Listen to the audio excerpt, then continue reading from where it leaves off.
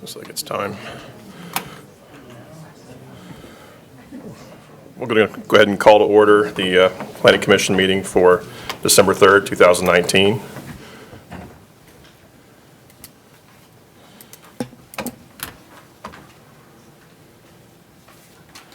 Just starting out, just wanted to request confirmation that the Kansas Open Meeting Act required notice has been properly provided. Okay. Next, on to the approval of minutes. I have a motion on that. I move to approve the November 5th minutes as written. It's been motioned and seconded. All those in favor, say aye. Aye. Opposed?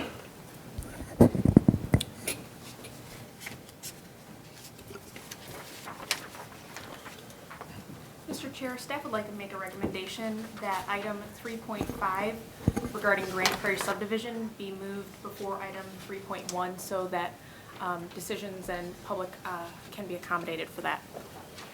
Okay, do we need a motion for that? Yes. We have a motion? So moved. Seconded. It's been motioned and seconded. All those in favor? Aye. Opposed? Okay, to the front it goes. Okay, well, that would move us right into that agenda item. As the Planning Commission is aware, and as we let several folks know via the listserv for the Planning Commission, due to the holiday schedule, the packet for this meeting needed to be posted by end of day on Wednesday, 11/27. That's actually 2 days ahead of our normal schedule. Additionally, we had sent out notification to the Grand Prairie subdivision, not of legal requirement, but just extra notification so they would know when the meeting is and when the packet material would be available. The meeting packet was posted on late Sunday night. I was notified that there had been a mistake in the posting. It was such a large packet, as anyone can see, about 300 pages, that the two parts of the packet, when merged together to be posted online, instead of posting as part 1 and part 2 to make the complete packet, posted as part 1 and part 1. Unfortunately, leaving out the second half of the packet, which contained information regarding capital improvement program for the city that the Planning Commission will need to discuss, downtown arts and entertainment presentation, and the matter regarding Grand Prairie. So by 8:30 on Monday morning, we had figured out the issue. It had been rectified. The packet was replaced. A correction notification went through the listserv. Those are individuals who have signed up for Planning Commission information. We also notified the City Commission and the Planning Commission. I should note that the Planning Commission receives its packet not via link, but by email. So they had received one email with part 1 and a follow-up email with part 2. So they have had the information since Wednesday, along with applicants who are part of the packet, as is customary. We also did additional citizen outreach to citizens who had testified and provided written material at previous meetings regarding Grand Prairie, knowing that they had a continued issue or interest in issues regarding this, so reached out to those known individuals. Immediately following that, I met and conferred with the city manager and city attorney on how they would like to proceed, knowing we had an issue with notification not allowing people proper time to review the material. Of course, as you know, staff cannot unilaterally pull an item from your agenda. It has been advertised.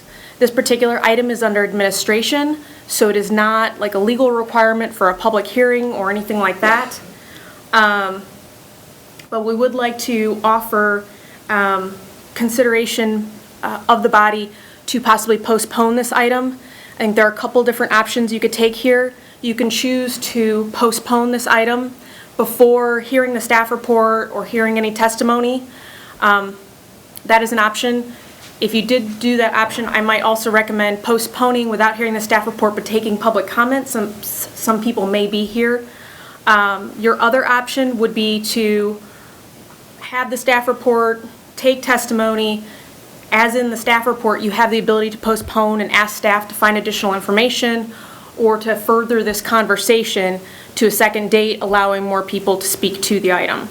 So those are in front of you for your decision, and it would be our recommendation that you do that, before we launch in anything, just so that people are aware of their time, and staff is happy to proceed however you like.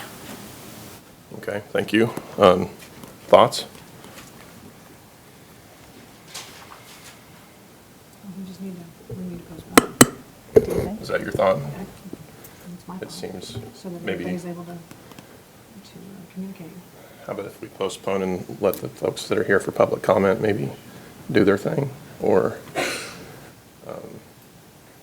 I guess, will this require, I know there's a lot of upper-level staff here today, and would that require them to come back? It would, I imagine but- it would be hard to, It would, but our job is to make sure you guys have what you need. So if that's what happens, that's what happens. But I appreciate the consideration. I feel like I had what I needed, but I don't know if, I guess I feel like the notice went out, even though what needed to be read wasn't there. If someone noticed that, they would have informed you right away if they needed it earlier. I will one say thought. that and none of my known staff had received an email from a citizen before 8:30 on Monday morning. I received one email regarding the packet and asking a question about that. And it was soon resolved after that, so, Correct, but I can't speak for those Right. people who didn't speak out. Maybe they looked at it, were busy eating turkey and didn't send us an email. I don't know. Right. Well, I'm of the belief everyone's had adequate time, but I'm, well, we definitely have. I think the concern is that the general public only got part of the packet. I mean, I guess they did have almost full 2 business days to look it over. and they were notified already Yeah. about the meeting. That being said, this is not the typical issue. It does have a little bit more notoriety. Maybe we need to kind of be very cognizant of the exact proper procedure in case it is looked back at a later date. That's a good point. I think you need to give everybody an opportunity. I mean, I would be willing to postpone it, but I think we ought to give the opportunity of anybody that's here Right. that wants to make a comment while they're here to go ahead and do that. Because, again, people are taking time off to make sure that they're here available during that time frame. It may be that they have to come back again, but I think you should be able to make a comment if they want to. Without a staff report, I mean, just make their comments. Yep. That sounds reasonable to me. Maybe we'll get some legal. Yeah, I was wondering about that.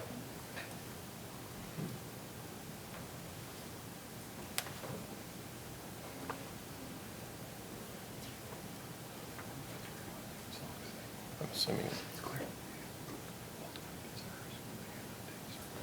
Mr. Chair, if you could clarify, are you interested in just taking public testimony, or are you interested in taking public testimony plus information from staff and postponing the item?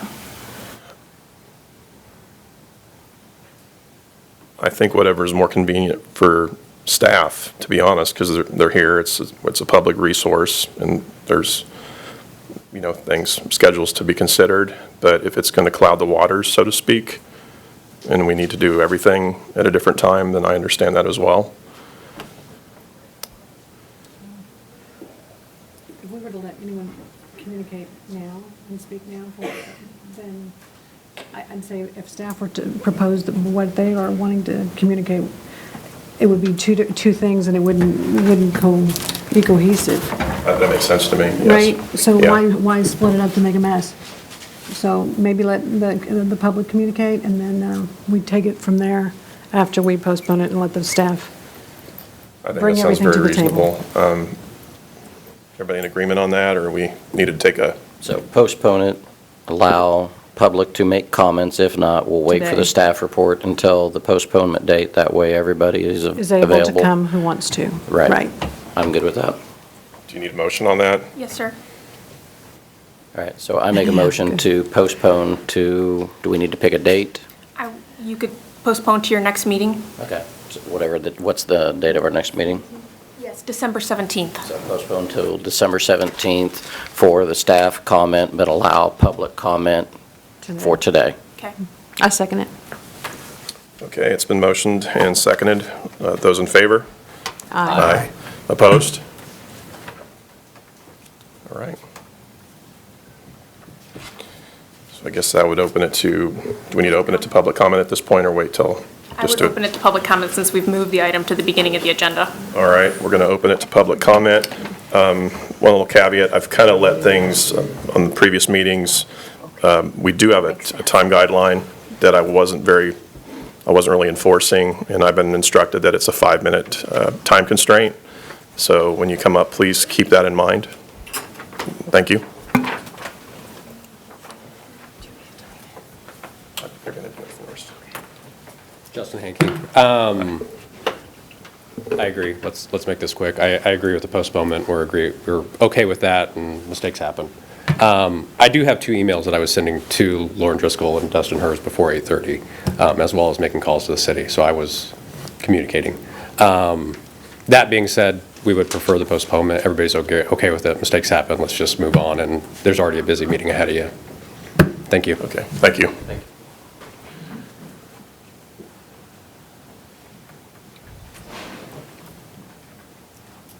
Good afternoon, John Blanchard, live in Salina. Just a quick clarification, will there be an opportunity for public comment at the next meeting as well? Yes. There will be, okay, thank you.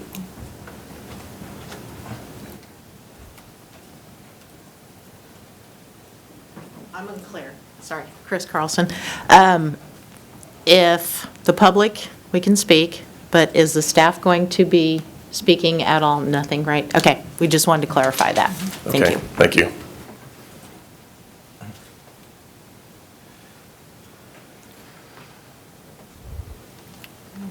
Okay. So we'll move on. So it looks like that was originally the first item. It's been taken off, is that correct?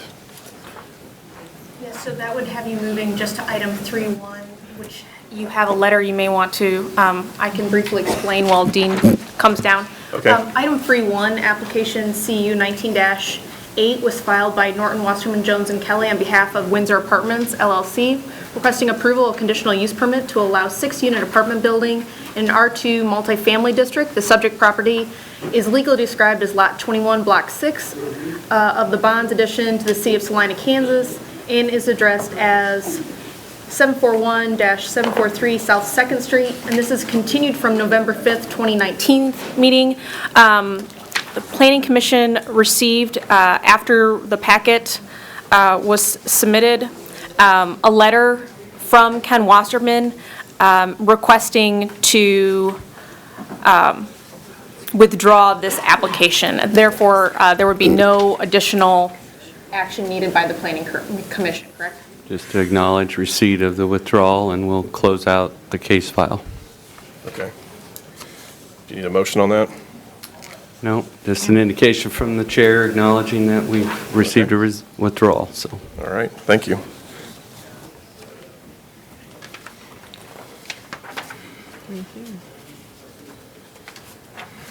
So that puts us to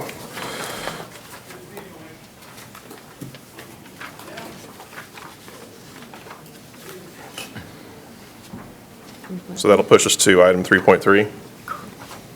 3.2. 3.2, the items Okay. related to Wheatland Valley. Sorry, I was trying to get ahead apparently. All right. It's a public hearing on applications Z17-7, P17-2, and P17-2A, filed by Wheatland Development Company. Okay. Thank you, Mr. Chair. We are doing this a little bit differently than we normally would, in that we made note on the staff reports that 3 of these items have been on your agenda before, back in 2017.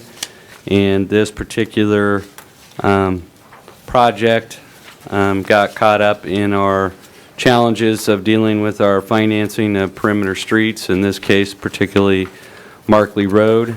And it was only recently that we came up with a acceptable solution for dealing with future improvements to Markley Road. So we have brought back for you 3 action items that would be considered concurrently at today's meeting. And the Planning Commission has indicated in the past that you like to see, when you have a proposed greenfield development, information about what the comprehensive plan says about the area and the property.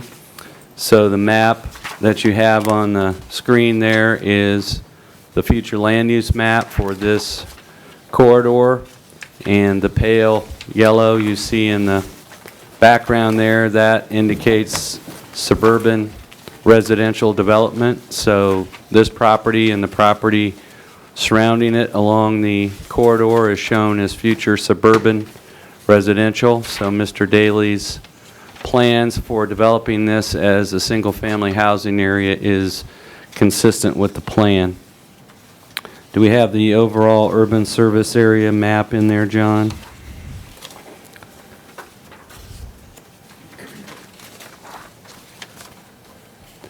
So this just gives the bigger picture, but as you can see, the areas to the south and east of the existing city limits are shown as future residential growth areas. So the location of this property is in the future growth path of the city.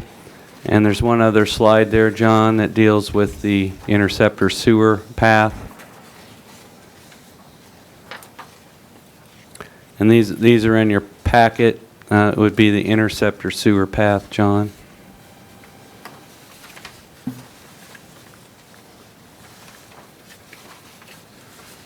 So some of you may or may not know there's essentially a sewer bypass that goes around the edge of the city, and that sewer line serves the airport area in the southern part of the city. Then there's a lift station on Magnolia Road on the south side of the road there, and the sewer runs along Magnolia, then along Markley, and then runs east and follows the line of the creek that's east of Holmes Road and goes to the sewer treatment plant. And so having this line in place is part of the reason why that area to the south, east, and east is shown as a future growth area for the city, because we do have the sewer in place and the sewer capacity to serve that. So it's staff's opinion that Mr. Daly's plan is consistent with the city's comprehensive plan, and we'd be open to any questions you might have about the comprehensive plan or future land use plan as it relates to this area. That is not an action item, but it's just there for your use and information. But we'd be happy to address any questions you have about the comprehensive plan as it relates to this area. Any comments or questions?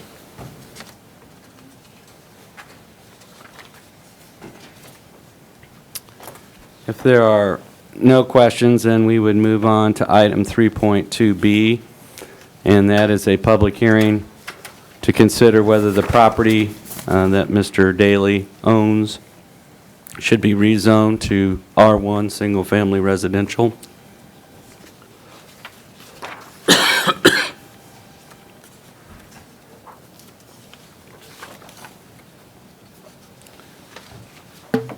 And so the property in question is a little over 30 acres, located on the east side of Markley Road, just south of the East Crawford Recreation Area.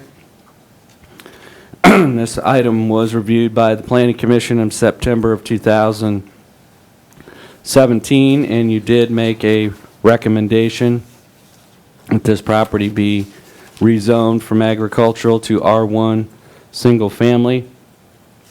But because Mr. Daly was unable to act on a final plat within 12 months of that approval in the associated extension. This is coming back to you to see if you want to be consistent with that action and recommend that it be rezoned to single-family residential. As we noted, the question as to upgrades to Magnolia Road has been addressed by the City Commission. The property is shown as future suburban residential in the comprehensive plan.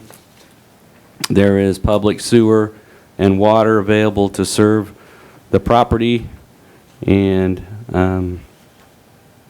we've identified suggested findings on page 8 of your report. That the property is not suitable for development of single-family housing under the current agricultural zoning. That is just a holding zone awaiting future development. The location and physical attributes of this property and the availability of public utilities and frontage on improved Collector Street make it suitable for urban density residential development. This is a logical extension of existing residential development pattern along Markley Road, and the R1 zoning would be compatible and consistent with the zoning and land use on Magnolia Hills Estates, which is to the south. And there are needed utilities can be extended to serve this site, and this is consistent with our comprehensive plan. So with that, I would be open to any questions about Mr. Daly's zoning request. As we noted, you had previously recommended approval of his request in 2017, but because of delays in the creation of a development agreement or benefit district addressing the financing and timing of Markley Road, Mr. Daly was unable to complete the platting process. So our recommendation would be to approve or recommend approval of this request subject to satisfactory platting of the property. Any discussion or questions? Is the applicant present? We'd ask him any questions, or we'd like to say anything? It's hard to follow Dean because he's so thorough. But no, my name's Dan Daly, 942 Barlow Drive, and I started this project back in 17 and came before this board, as he mentioned. And no, I don't have anything to add, but if there was any questions, I'd be glad to answer any questions. Just my own curiosity, what's going to be the median price point of those properties or those homes? My vision would be, well, I'm going to have restrictive covenants as allowing 1,250 square feet and greater homes in there. So that's as close to an entry-level home as we can build in today's market, I guess you would say. And so I'm hoping we'd see things between 2 and 250 in there. Okay. Average lot 2 size? years ago, we were hoping for 180, but I don't know that we're going to see that today. Understandable. Costs do change. Anyone else? Thank you very much. Sure, thank you. Anyone from the public that'd like to comment? So we're ready for a motion.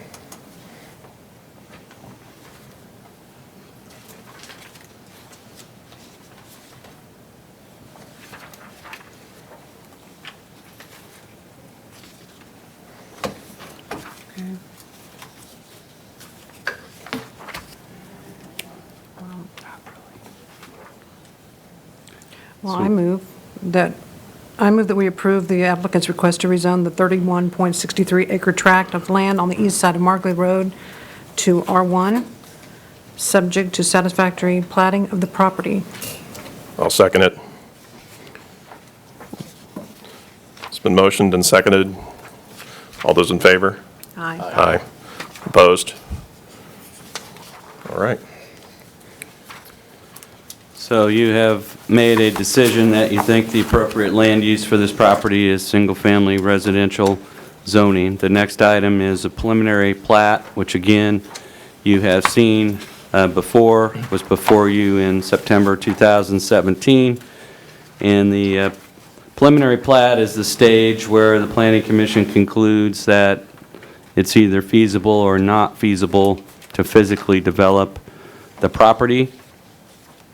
And when you approved the preliminary plat in September of 2017, you approved it subject to a condition. You made a finding that Markley Road is the direct access perimeter street and connecting street, and that Mr. Daly is responsible as the developer for improving Markley Road to the applicable public street standards, either as part of a development of the subdivision, or if the city commission approves an alternate standard and financing plan as part of a development agreement. You also directed that the applicant's engineers perform an engineering analysis to determine whether Markley Road meets the interim street standard. And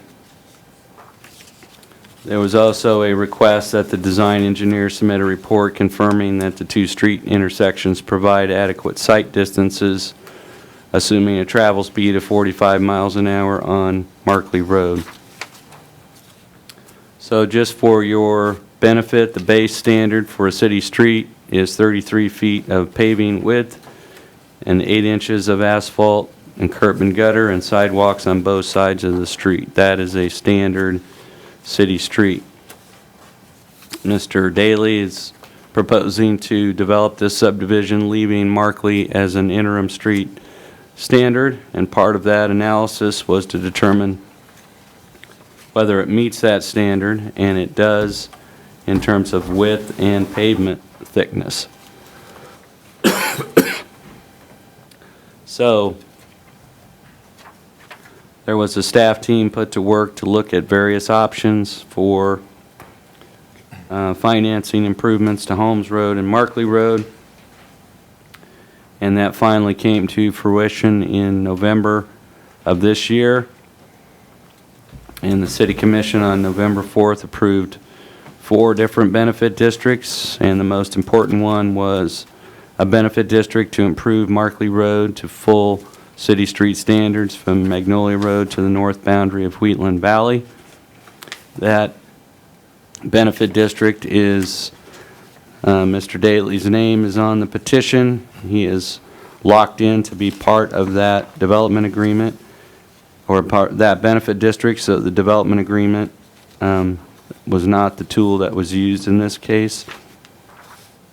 But the creation of that benefit district allowed his applications to move forward with Markley Road remaining in its current condition. So, again, we're looking at 78 residential lots. There's 69 acres directly to the east of this property that's not included in the preliminary plat at this time. That property is in the city limits, but it's used for agricultural purposes. There are nearby subdivisions, including Magnolia Hills Estates directly south. This has 96 lots. Valley View Estates to the west has 27 lots. And Magnolia Hills Estates number 2 was approved last year. It has 45 lots. That's southeast of this property, and those developers are just about to install public infrastructure, and Mr. Daly is trying to catch up with them. So, I think some notable things about the design is that there will be 2 points of access coming off of Markley Road, 2 public street connections, as well as a public street connection with the property to the south. On the original preliminary plat, there was a street identified as Sunflower Circle, and that conflicts with an existing named street, Sunflower Lane, off of Centennial Road, and so that has been modified on the final plat. But the water, sewer, electricity, natural gas, fire protection, police protection, public school availability is all in place for this property. Among the dedications proposed are right-of-way for Markley Road, utility easements, and a drainage easement for detention pond in the southeast corner. And we have identified the public improvements that Mr. Daly would be responsible for. His original plan on the preliminary plat, he showed 28 lots in Phase 1. There's some modifications he's proposing to make to the final plat we will get to if you are in favor of approving the preliminary plat a second time. So, again, this is coming back to you because the original approval in 2017 expired. We have provided a summary of possible findings of how this property lines up with the criteria that you have in attachment number 5 to your report. And so what we do as a staff is we look at the criteria in attachment 5 and report to you how this property lines up with that. And we believe that all those criteria have been met. And if you concur with staff's findings, then our recommendation would be to approve this preliminary plat application subject to the conditions outlined on page 12 and 13 in the report. And the major deletion from those conditions is the elimination of all the requirements related to improvements to Markley Road. I did want to call out condition number 6, which came up in 2017, which was to have a berm or buffer strip between Markley Road and the fence line where lots back up to Markley Road.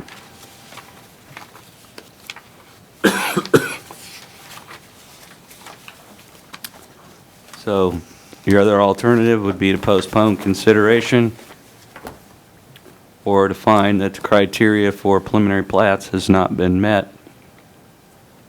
and to deny the application citing what criteria you think are not met.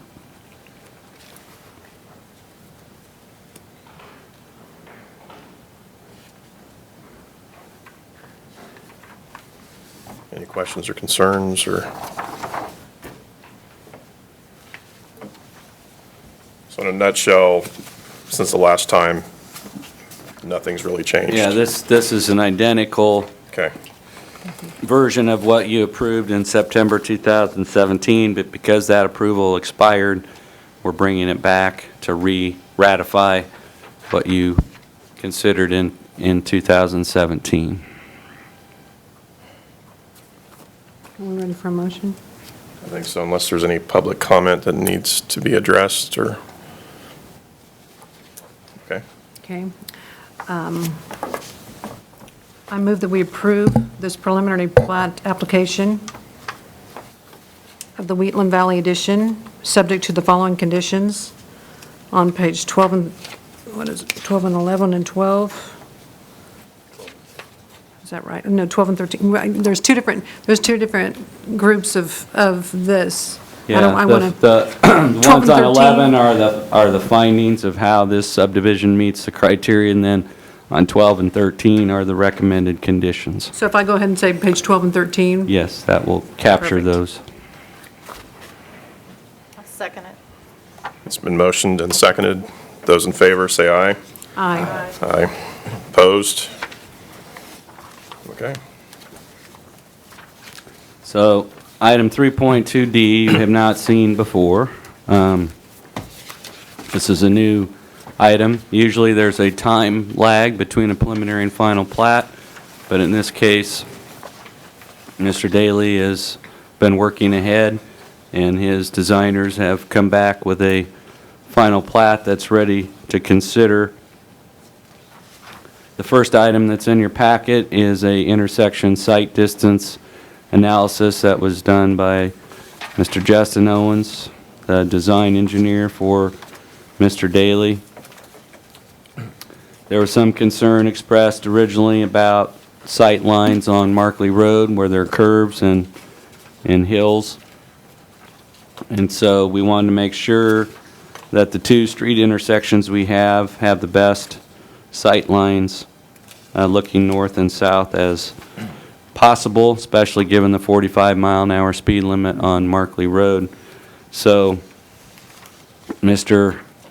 Owens went out and analyzed the sight distances at those two locations, taking into account 45-mile-an-hour travel speed, and determined that there are adequate sight distances north and south at both locations. And if you have questions about that or would like him to elaborate on that any more in terms of his methodology, he is here and able to answer that. But that was one of the things that the Planning Commission asked be looked at. And then, as we noted, when you approved the preliminary plat in 2017, it would have required Mr. Daly, as part of development of this subdivision, to construct Markley Road to a city street standard, unless the City Commission approved an alternate standard, and the City Commission has approved that alternate standard, which allows Markley to remain as is, with the addition of a sidewalk on the east side. And so, as we noted, there was a benefit district created for Markley Road. It covers both sides of the street, includes some properties that are currently in the county.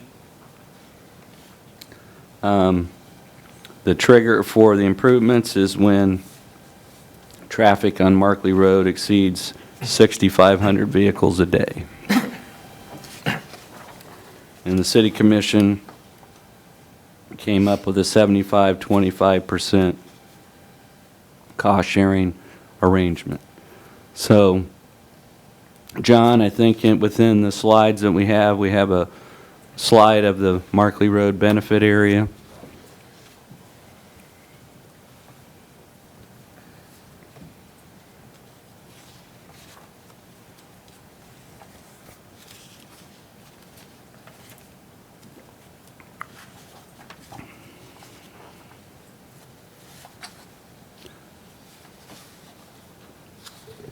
While he's getting that, may I ask, so is there a counter there to count cars every day? And The engineering department does have a counter.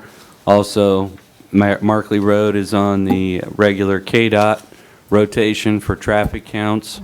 So we do, KDOT does traffic counts every 2 to 3 years, and Markley Road is one of them. So we have, the counts we have now were not done from a special count, but rather from the KDOT count. So we had that map earlier today, John, but it looks like we do not. So just to give you a visual description, it includes property on both sides of Markley Road. Starts at the north end of this subdivision and goes to the south. There are some county properties, and as those properties were to plat or develop, they would be pulled into the benefit district. But right now, the two properties that are obligated as part of the district are this property and the Magnolia Hills Estates Addition Number 2, which is just to the southeast of this property. Other properties will be pulled in as they plat and develop. So if the main changes between what you just voted on, the preliminary plat, and this, is that this street right here has been shifted 94 feet to the south. And then staff, when it looked at the final plat, was concerned about the size and shape of some of those lots in the southeast corner. And John, do we have the excerpts of those areas?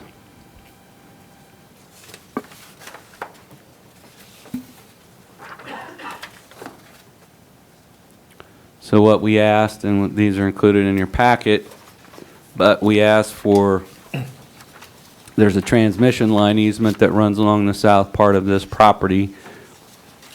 And we wanted to make sure that all the lots around this cul-de-sac were large enough to accommodate a house footprint. And so they have submitted this drawing to demonstrate to staff that each of these lots as laid out could support a footprint of a residential dwelling. Then the other thing that occurred was that Sunflower Circle was renamed to Wheatland Circle, which you see right there. So those are the only changes between the preliminary and the final plat. The drainage study and plan has been reviewed by the city engineer's office and has been found to conform with our storm drainage criteria. We have Wayne Nelson here in the audience who has reviewed that plan. If you have any questions about how drainage this site is going to work. Usually in Salina we have difficulties with drainage because everything is so flat. It's difficult to get positive drainage. We do not have that problem here. There's so much slope that we actually have to worry about the velocity of the stormwater that's being collected. So the overall plan is that this property goes to the pond, and then that pond drains to the east and eventually gets across Magnolia Hills Estates over to Holmes Road and then east of Holmes Road. And that's the way the natural slope carries it. The other change is that Mr. Daly is proposing 24 lots in Phase 1 instead of 28. And he has submitted infrastructure design plans that Mr. Nelson has reviewed, and he's pretty close to being able to request approval of a benefit district for Phase 1, should you approve this plat this afternoon. And so we have, it may be difficult to pick up at what we're talking about here. If you're familiar with Magnolia Road east of Ohio, on the south side there's a row of evergreen trees that buffer Magnolia from the backs of those homes. So what we would be working with Mr. Daly on is to come up with, there'll either be a hike bike path or sidewalk on this side of the street, and then on the private property side there'll be a buffer strip, and we'd be looking to work with Mr. Daly on a berm or some sort of appropriate plantings there so that you're not just looking at a solid fence like you do on Schilling Road west of Ohio. So the houses up here on Foxtail all face this direction, and so those residents expressed a desire to see something along here besides just a stark wooden fence. So there will be a landscape buffer easement along there, and we'll work with Mr. Daly on the details of that. Mr. Nelson may know more than I do, but I believe the Public Works Department was out constructing a hike bike path that was not paved along the east side of Markley Road. And so the options for Mr. Daly would either be to piggyback on that and to have a 10-foot hike bike path that he would share in the cost, or to construct a standard sidewalk.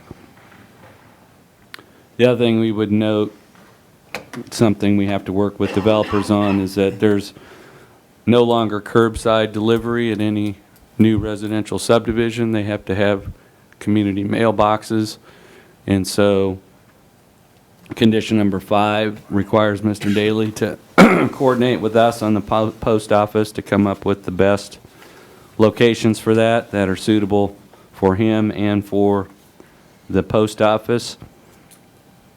What we have learned is that people generally don't like the community mailbox right in front of their front door, so we look at locations where we can put it on a side street, on a corner, or something where it's not in front of somebody's driveway or front door. So condition number 5 is just requires Mr. Daly to coordinate with us and the U.S.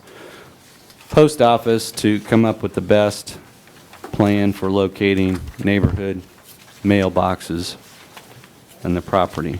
I think the other conditions there are pretty standard and self-explanatory.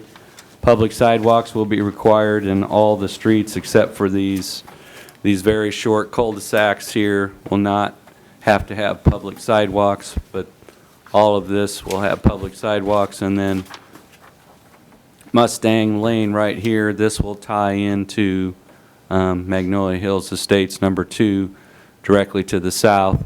So not only will you have 2 connections here with Markley, but you will have a interconnection with the subdivision to the south. So with that, I'd be open to any questions that you have. Also, Mr. Daly's here as well as his design team. If you have questions about the layout or storm drainage or anything else. I have a question on the sightlines part of it. So I know that it's red, but I guess I'm curious on how it's designed for accommodating, just mainly because just north of there, isn't there the hill coming back down? So the time frame of getting out for that top entrance to see a vehicle coming over, what's that time frame? So if you've got somebody that's exiting, they're wanting to make a left-hand turn, what's that time frame from them coming over the top of that to the time frame it getting there to that intersection?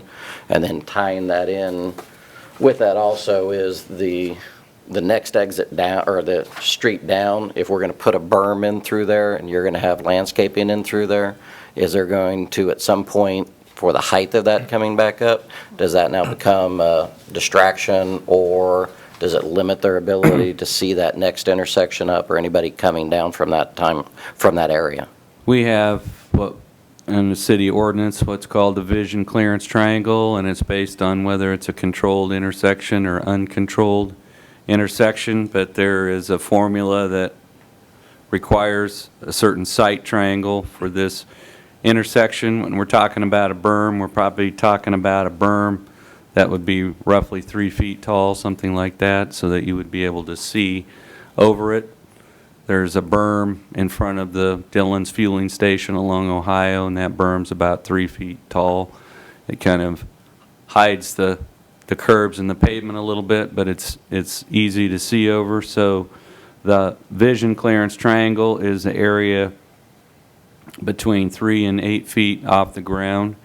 So if you have trees and their branches are more than 8 feet off the ground, they're not in the triangle. And if you have berms or bushes that are 3 feet or lower, but we would work with Mr. Daly, as we do on all landscape planting plans, to make sure that there's no shrubs, no trees, no type of evergreen tree that would be put in that vision triangle there.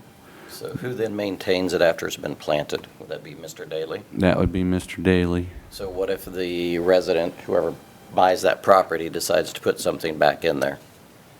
Well, what we're going to do on the plat is that will be identified as a landscape easement, and then when the people take ownership of that property, those owners will be responsible for keeping that maintained on their property. It's a landscape easement, so they won't be able to use it for anything else.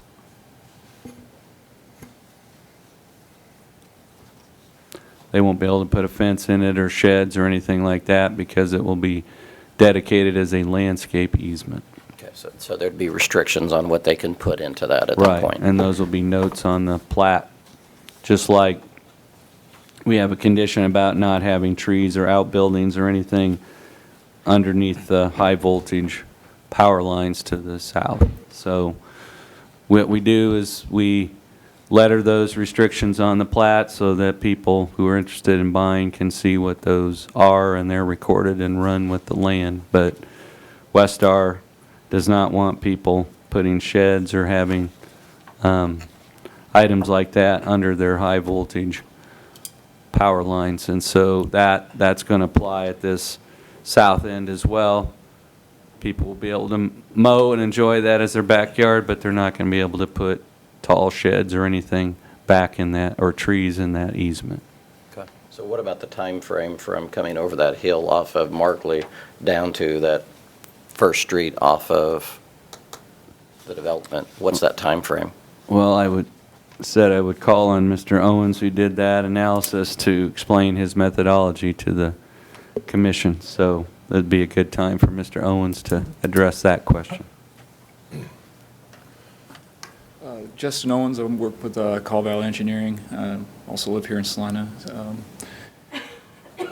So the way that I calculated the site distance was based on AASHTO Green Book, which is an accepted reference by the Federal Highway Administration. So they have standards in there to figure the necessary site distance needed for a driver to pull off of one of these side streets to make either a right or a left-hand turn.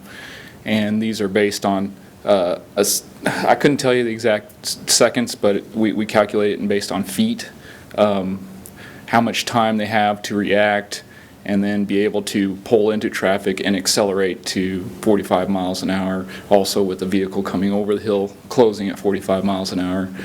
So there's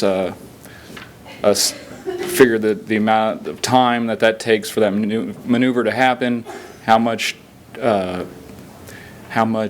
distance that vehicle will travel in that time, and then you figure that distance. So we basically figure where that where the car would pull up to the intersection, where that driver's sight sitting in his car, there's standards for where his eye height would be, and an object or a vehicle either to the north or to the south.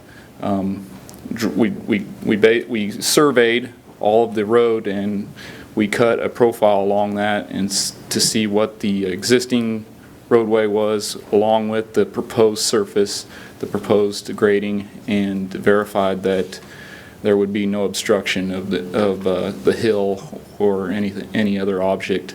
Also, that landscape area is quite a ways off. We've got a large, wide right-of-way, so there shouldn't be any issue. I can see there being a berm that would fall anywhere near that sight line. So the calculations all showed that we have more than adequate sight lines. Another thing to keep in mind that we did this for 45 mile an hour. When Markley does ever become, upgraded to a standard arterial street, typically you don't see more than 40 mile an hour on that. It's going to be 40 mile an hour or less more than likely. So this sight distance will actually be even more adequate as it develops. I drive, may I ask a question? Uh-huh. I drive that area pretty often, and I do agree it's pretty close to the top of that hill where you first get access coming downhill. People don't all just drive 45 there either, and that's my concern. Probably ought to allow a little slush there for the reality of it. It's against the law, but people do it every day. Yeah. And we figure it at 45 mile an hour, but there's factors of safety built into the equation to account for people who may travel over that speed. So, it's not, if we're driving 46 miles an hour, there's going to be an accident. There's a lot of conservative built into the equation. So. Yeah, but I would tell you 46 is not appropriate. It's probably more like 50 miles an hour through there that people are driving. And my concern with it too is I drive it too. And if you're on a motorcycle, because people don't see motorcycles, and now you're coming over that hill, and you've got somebody exiting out, and you're coming down from the north, and they're going to make a left-hand turn, people glance, go through. So that's where my question is, and what prompted that was somebody coming over that hill, somebody coming out to the left, somebody's on a motorcycle, because there's a lot of motorcycles that drive up and down through that area because of the softball games and everything else that's going on, is just making sure that there is enough time to make a reaction, and especially, and again, it's 45, they're going to be doing 50 coming down off of that hill. Right. But is it safe to assume those federal guidelines take things into Yes, account like that? That's just a standard across the nation. All DOTs have accepted this as standard. So it either fits in the parameters or it doesn't? Yeah, it does. Yeah. Did they tell you how much slush they've allowed? Oh, You just have to trust to it. And trust that, this is a document that's been around for more than 50 years, and they've updated it as needed for safety reasons, so it's a trusted guideline. Okay, I think thank you. two things we would point out between the preliminary and this plat is that this road was actually shifted to the south 94 feet, and that actually increases the distance from the intersection to the crown there. And so that was not done purely for that reason, but that's why we had them go out and look at that. The other thing we'd point out is that as Mr. Owens indicated, the right-of-way, this open distance here from where any berm or private property would be across is 100 feet of right-of-way, and the road itself is 24 feet wide. So that means there's going to be quite a bit of built-in green space behind the curb before you ever get to the property line or any improvements that you would see. And so that also increases the sight lines, because I can't do the math real fast in my head, but if you have 24 feet of pavement and 100 feet of right-of-way, that means you've got 70-some feet, which would be 30-some feet either side. That's going to be green space that's still going to be right-of-way and not part of somebody's lot or improvement.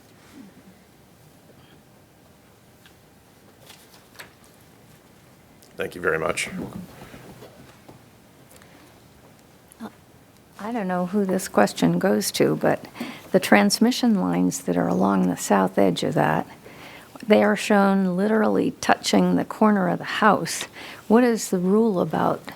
I mean, they're very high, I think, but what is the assumption about what's under them? Our experience we have on condition 9, no outbuildings, fences, or large shade trees may be placed within the transmission line easement. We have a similar situation in Golden Eagle Estates number 5, which is over off of Red Hawk Lane, Wildcat Circle, over in that area.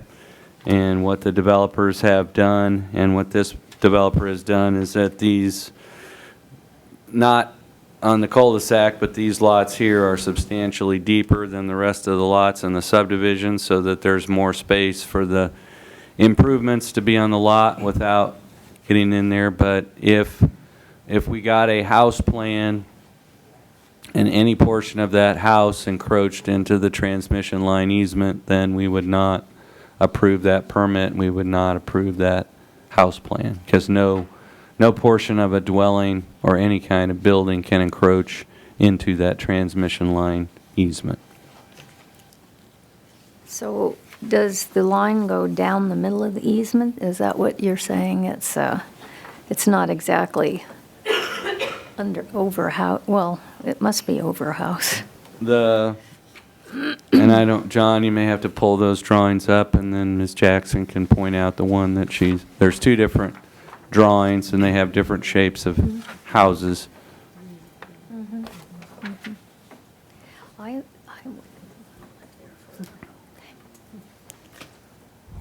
We're talking about the cul-de-sac drawings, John?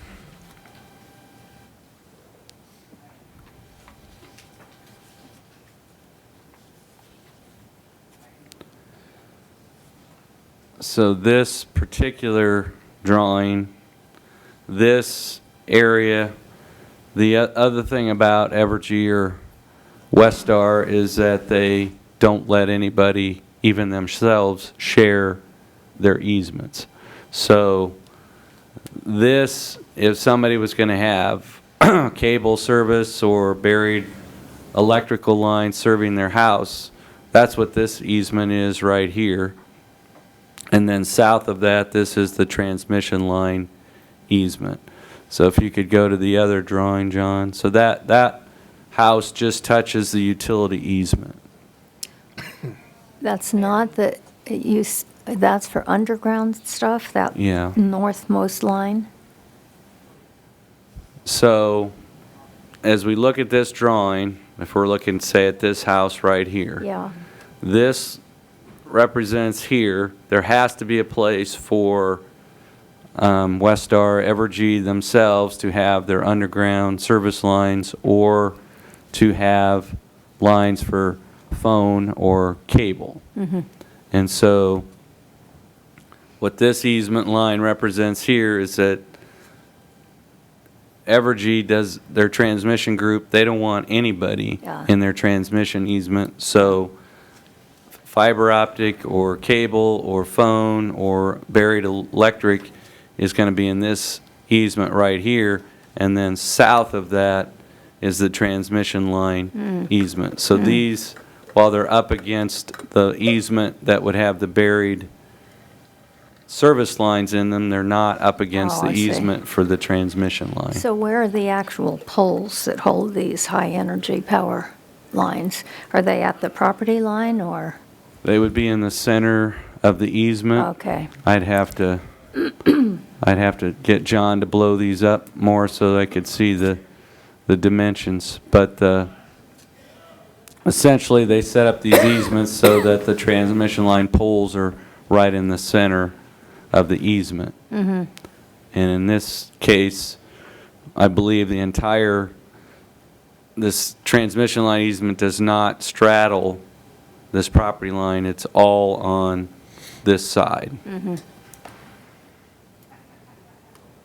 And that easement already exists today. They acquired that well before any kind of development occurred. But if you trace this transmission line back to the west, you will find it over by the levee, and then you will find it going through Golden Eagle Estates on Red Hawk Lane, and then the back of the houses on Wayne Avenue, and then it goes down the middle of Belmont Boulevard. But there's a similar situation to this on Wildcat Circle, and some of the owners have been surprised or frustrated that all they can do with some of their backyard there is mow it.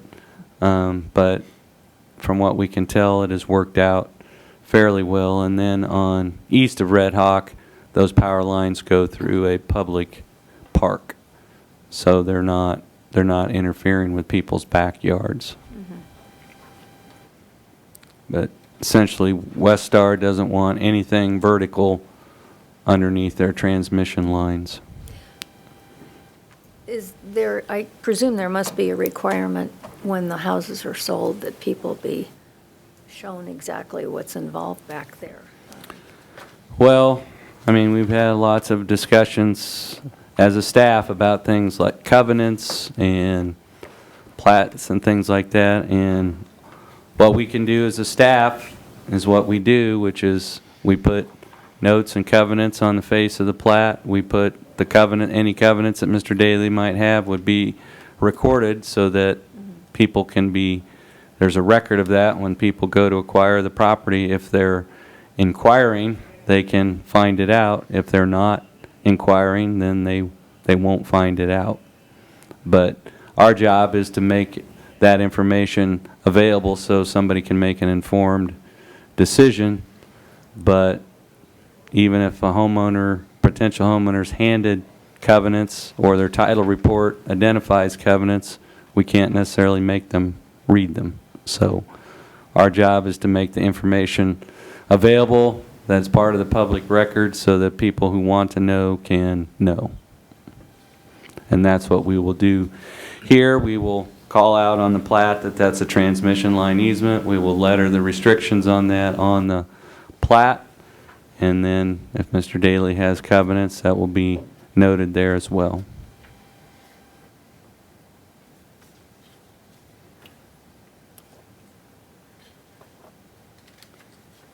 Any other questions?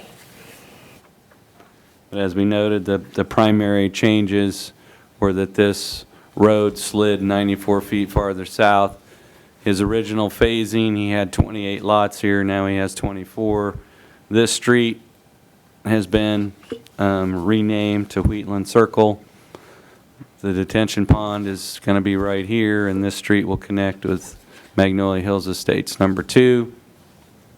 Then our other concern was we, in our review comments, we asked Mr. Daly and his design firm to convince us that each one of these lots was buildable and could support a dwelling, and they have provided the drawings that you have in your packet to demonstrate that, so.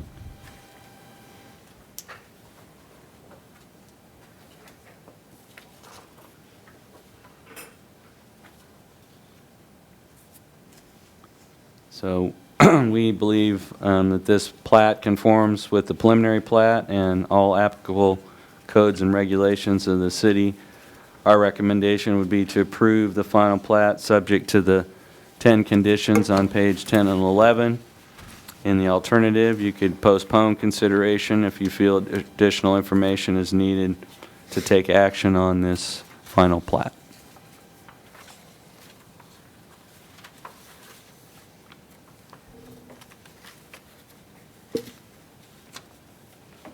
We ready for a motion? Yeah, I make a motion that we approve P17-2A with the conditions listed on page 10 and 11. I'll second that. It's been motioned and seconded. All those in favor say aye. Aye. Aye. Opposed?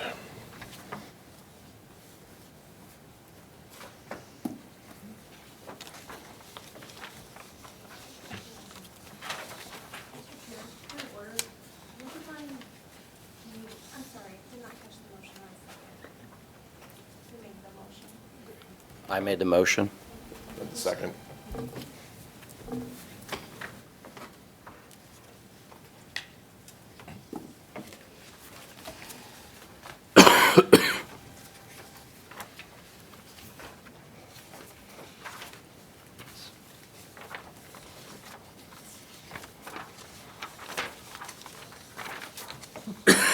Packet. Here we go. There. Yeah. Item 3.3 is an application for the addition of an outdoor service area for a downtown drinking establishment. And we didn't want to necessarily cover it today, so we just provided you with a background report that's in your packet that just outlines why outdoor patios and serving areas in the downtown area are conditional and not permitted uses. But I think you are familiar with although many of the streets around it are closed, you're familiar with the traffic pattern and the construction that's underway. This is the 5-story Homewood Suites Hotel that's under construction at the northwest corner of 5th and Mulberry. Across the street from it, there is a surface parking lot that is proposed that's broken up by this taxi cab building right here that is not part of the parking lot or plan at this time. And then there was some property acquired on the south side of Mulberry for additional satellite parking there. And one thing that we were discussing as a staff, and Mr. Boos can help us with, is that we weren't for sure if any of these spaces here or here were dedicated for the use of YaYa's customers. But there's a lower profile building extending out to Santa Fe connected to the hotel, and in this area and this area are spaces for food service establishments. So John, I think we have a site plan that shows the location within the building. So again, this is the hotel building. This is the 5th Street side, the Mulberry side here. This is a location for Starbucks establishment here. This is YaYa's here.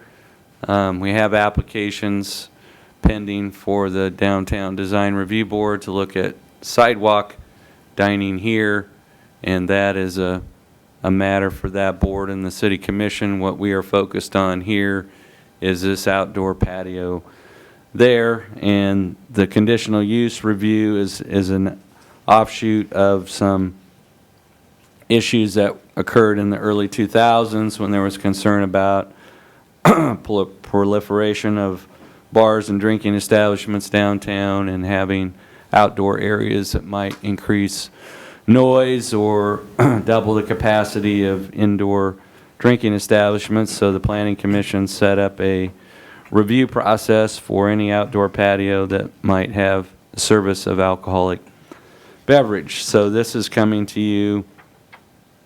There is a lease agreement between Lighthouse Properties and YaYa Zero Bistro, and they're going to lease 5,500 square feet of tenant space on the first floor of the hotel. The restaurant space will be accessed from a common hallway that connects the hotel building to a west-facing Santa Fe Avenue entrance door.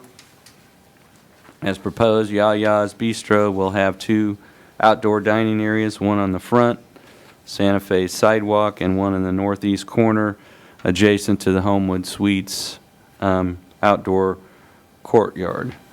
So one of the reasons for the review is just to make sure that the outdoor area is proportionate to and doesn't overwhelm or dominate the indoor service area. So of the 5,500 square feet that's being leased, about 672 of it is this outdoor patio area with 32 seats. That patio area will be bordered by solid walls on the west and south, low walls on the east and north, and there will be a separation between this and the courtyard area for the Homewood Suites Hotel.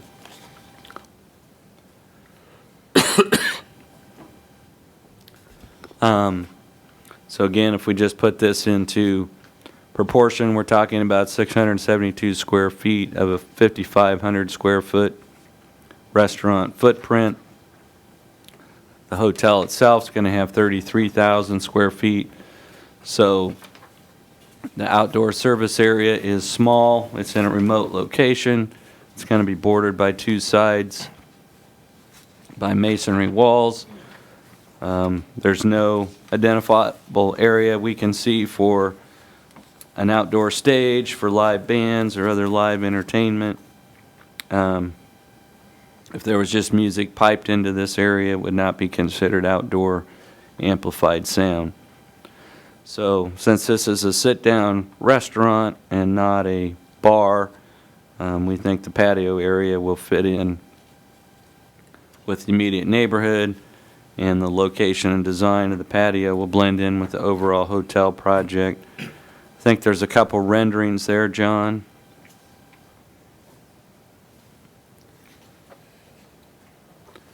And so this is a view kind of looking to the north, and this is the hotel side of the wall here, and Mr. Booth can better explain it, but all Homewood Suites hotels have to have an outdoor area or an outdoor recreation area for their guests, and so this is the outdoor area for the hotel. There's a low wall here, and then this would be the outdoor seating area for YaYa's. I think there's another rendering, John. So this is looking at it from the reverse. This is YaYa's area here. This is the outdoor area for the hotel site. You can see that the outdoor patio area for YaYa's is well secluded and is certainly proportionate to the surrounding space. It will not be a dominating feature by any stretch. We just wanted to share with you that there is off-street parking required for the hotel itself, but not for the restaurant. So any off-street parking for the restaurants is voluntary, provided by the hotel developer. By our count, with the additional 33 spaces on the south side of Mulberry, we are crediting this project with having 133 off-street parking spaces, which for the downtown area is pretty good number in terms of off-street parking that's privately owned and controlled. So we have reviewed this, and our suggested findings is that this is accessory to and smaller in size than the indoor dining area. It'll contribute to the welfare and convenience of the public by providing additional outdoor dining options in the downtown area. There's no stages for live musical performances or amplified sound, so it shouldn't produce any negative impacts on surrounding property. There wouldn't be any burden on public facilities. Off-street parking is not required for this type of use in the C4 district. And outdoor dining is a concept that's encouraged in the city's comprehensive plan. So our recommendation would be to approve this application and the associated site plan as submitted, and we don't have any recommended conditions to go with that, although it's within your discretion if you want to approve this subject to any conditions or modifications that could be made as part of any motion. We just didn't identify any conditions or modifications that we saw necessary. We do have Don Booth here representing Lighthouse Properties, and he may be able to expand on some things that I left out, or if you have questions about the project, he would be the go-to person.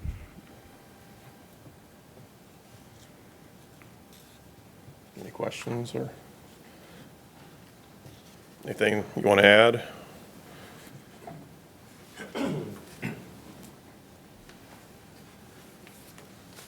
Don Booz, 500 Graves Boulevard, here on behalf of Lighthouse Properties. The only clarification I make, Dean, is the 33,000 square feet, first floor only of the hotel, and this is 5,500 of the 33,000 of the first floor. Okay. I believe it's about 130,000 square feet altogether, all 5 floors. So the 5,000 is part of the 33,000. That's the first floor Yes. footprint. Yeah. Thank you very much. Thank you. I think it's going to be a really great addition to downtown. I agree. I mean, wow. My So- wife's excited. I know, I am. And outdoor eating space is always Yes. a premium here. Yes. So, thank you for bringing that. We ready for a motion? Absolutely. Okay. I move that we approve application number CU 19-9 and the associated site plan depicting the proposed outdoor patio. I'll second that. It's been motioned and seconded. Those in favor? Aye. Aye. Opposed?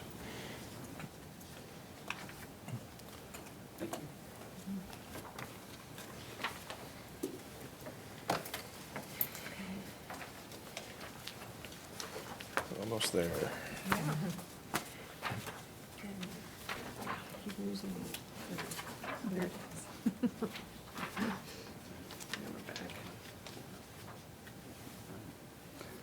So this item 3.4 comes to you as a request that staff received from Mr. William Farley, who is the owner-operator of Willie's Vape Shop that's located on West Crawford.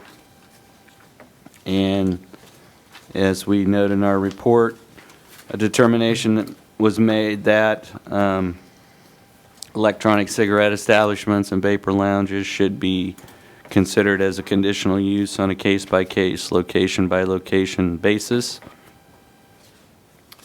And so on March 19th of this year, you considered Mr. Farley's request to occupy this building as a lease space for a vape shop, and you approved that subject to a number of conditions that we helped with the planning commissions and city commissions help were developed specifically for electronic cigarette establishments and vapor lounges. And one of the conclusions reached by the planning commission and city commission, especially since we have a smoking ordinance, and smoking ordinance prohibits smoking in drinking establishments. Both the Planning Commission and City Commission thought that e-cigarette establishments and drinking establishments intermixing in the same location or premises was not a good idea. And so when this conditional use permit was approved, it was subject to a condition or limitation imposed by the Planning Commission that no drinking establishment license or cereal malt beverage license shall be issued for the premises. Sale or consumption of any alcoholic beverages are prohibited within the business or premises. So Mr. Farley was wanting to expand and diversify the products offered in his shop, and he applied for a cereal malt beverage license to sell cereal malt beverage at his shop, consistent with what a grocery store, convenience store could do. And it so happens that any application for a cereal malt beverage license has to be approved by the zoning administrator, and as the zoning administrator, I said, I cannot approve your cereal malt beverage license for this premises because the action of the Planning Commission prohibited me from doing so. So Mr. Farley is requesting that the Planning Commission take another look at that and either repeal or modify condition number 5 to allow him to obtain a CMB license, because he would also like to sell packaged CMB on the premises, not for consumption on the premises, but for carry-out sales. So we've kind of provided some information there. Why are we using the conditional use permit process? What are some of the advantages of that? And it does allow you to customize approvals on a case-by-case basis, to attach conditions of approval, to take into account the views of neighbors, and also conditional use permits are potentially revocable if the owner or operator doesn't comply with existing laws or conditions of approval. So we've summarized for you the 5 vape shops that you have approved since 2014 and their locations. We went back and reviewed your action in each of those cases, and in each and every case you included that same condition, which prohibited the sale or consumption of alcoholic liquor on the premises of the vape shop. So Mr. Farley views this as unduly restrictive. It prevents him from supplementing his sale of vaping products with the sale of other products, in this case cereal malt beverages. He is asking for sale only and not for consumption on the premises. So since the Planning Commission was the maker of that condition, after receiving any comments or considering any comments or evidence presented at this hearing, we've identified the following alternatives. You could modify condition number 5 and allow Willie's Vape Shop to sell packaged cereal malt beverage for consumption off the premises only. You could postpone consideration at Mr. Farley's request to a future meeting date if you feel additional information is needed, or you could deny the request and leave the restriction as you passed it in March of this year. So that's the best characterization of the background on this. Of the other, we determined that this location was not, we'll say, singled out for a restriction that wasn't applicable to any other establishment, but we haven't had any requests from any of the other establishments to add cereal malt beverage to their sales inventory. But this came to you at the request of Mr. Farley after I denied his request for a cereal malt beverage license at this location.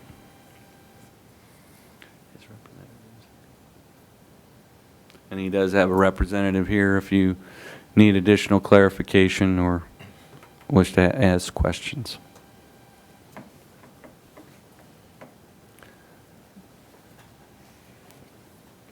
I am William Farley.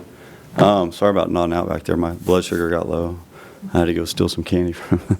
No worries. The reason so I tried to get on 9th Street. Juicy's worked some deal with the landlord who just happens to own this part too. I got bogarted. Tried to get in Kraft Maynard, same thing. Got bogarted, so I got forced to this side of town, and statistically, lower income people use nicotine anyway, so I was right where I wanted to be. I had to spend $17,000 mowing dollars fixing that crap hole up, really honestly, and numbers just aren't good. My best friend owns the vape bars, Antonio Savarino in Junction, Manhattan. I don't know what law it is they passed, but it used to be, you know, like liquor stores couldn't sell tobacco or they had to be in separate rooms. Well, they changed that, so now that liquor store across the street sells tobacco. The Rat Pack sells beer. I mean, Antonio's applying in Manhattan, he's getting his. There's some in Hayes, like it's coming. I don't know, I guess it's per city, I don't know. I talked to Topeka when I was up there, and they said it was for 6% or less, it would be city to city, up to the city or whatever, who they let do and don't do. So ever since the FDA blasted vaping and then it came out, it was really illegal THC cards. Man, sales dropped like 30-some% across the board. Like, we've had all of the shop owners in the state of Kansas. You have about 2 vape shops a week going out of business. Even Juicy's has shut 2 down, one in Olathe and Stillwater. I mean, it's just rough. And my biggest fear is failure, man. I don't want to give up. I mean, hell, I just put each one of those new windows. See, even the windows had to be replaced. Like, those were almost $1,000 each, you know. And I got it for real cheap. I got it for $450 a month. I did what I could do best, but I put $17,000 into it, and I just don't want to give up that soon. That's all. So I'm just trying to find other ways to add to the income to it. And I just kind of want to clarify, and I'm going to kind of maybe paraphrase or summarize what you're trying to say maybe. Since alcohol and tobacco are sold in the same place, that your logic is your vaping products should be allowed that same right? Or so if somebody's in there to grab their vaping products, if they want to grab a 6-pack of beer, Yes. that's what we're looking at. We're not looking at hanging out and drinking beer, right? I don't want those animals hanging out there. Okay, I'm just curious. I know that was stated earlier. I just wanted it's a little a more different clarification. crowd. It is a different crowd down there. I wasn't used to how rough it was going to be. Well, and we don't, that's not, I mean, at the end of the day, we look at what fits into the guidelines. Yes, sir. And as far as whatever your demographic happens to be, in terms of who you're trying to sell to, you know, we don't take that into account unless it's illegal. But I just want to make sure I was on the same page as far as what you're saying, as far as tobacco is allowed to be sold with alcohol, so you feel vape should be allowed to. Yeah, I'm just trying to be I just feel like I'm standing on the sideline. The Rat Pack's selling it, the liquor store across the street selling tobacco, and here I am kind of in between, and I don't feel like I'm in the fight. So I understand. So the next question I would have, and I'm sorry to keep bombarding you, but if we open that doorway, so to speak, to your shop, you do understand that these other establishments in the city are probably going to knock on our door and say, okay, well, if this guy's allowed to sell alcoholic beverages, you know, why aren't we? And we probably will have some more applications. And I think that's something, I guess, that we'll have to look at as far as, are we ready to open that door or not?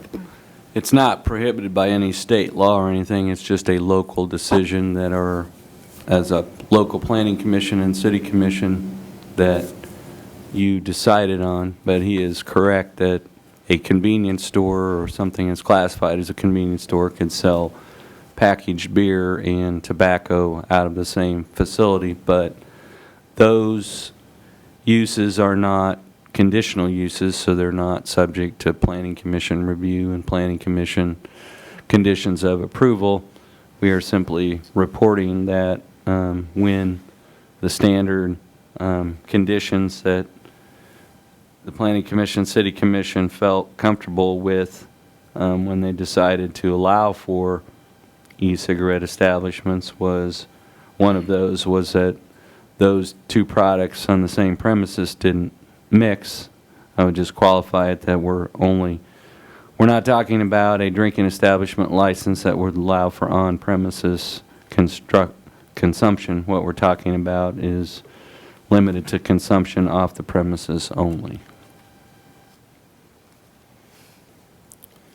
So the CMB license just allows him to sell beer, packaged beer. They have to take it off-site. No different than walking into a convenience store, picking up a beer and a pack of cigarettes. Correct. It's carry out.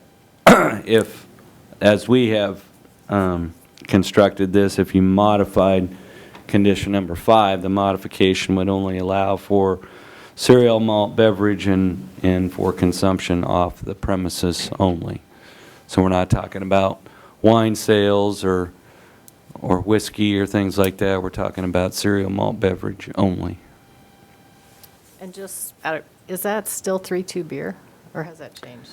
It is, it's just mind-blowingly confusing for city staff because there is no such thing as 3.2 cereal malt beverage beer that you can obtain in the state of Kansas. Since the grocery stores. Nonetheless, the state insists on having CMB licenses, even though the beer that you would purchase at a convenience store or grocery store is going to be 6-point beer. It's not going to be 3.2 beer.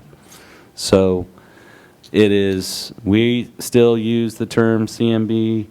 When he went in to fill out his application, it was a CMB license application, even though as CMB is defined by the state, it's nowhere available in the state. Okay. I'm sure that clarifies things for you. Yeah, right. At least what I heard about grocery store beer, yeah. I was surprised that 3-2 beer doesn't exist ever since the grocery stores were allowed to sell it, is what I've heard. This is kind of off subject, but I had actually a question I was curious about. If on the side of the building right here, you said a little square that's been covered up on the siding down here towards the end, or right there, yeah. I don't know what that was, but from Pittsburgh, Kansas, where I'm from, and Joplin, Missouri, I mean, it's the best thing they got. They got drive-through windows for everything, even all the smoke shops.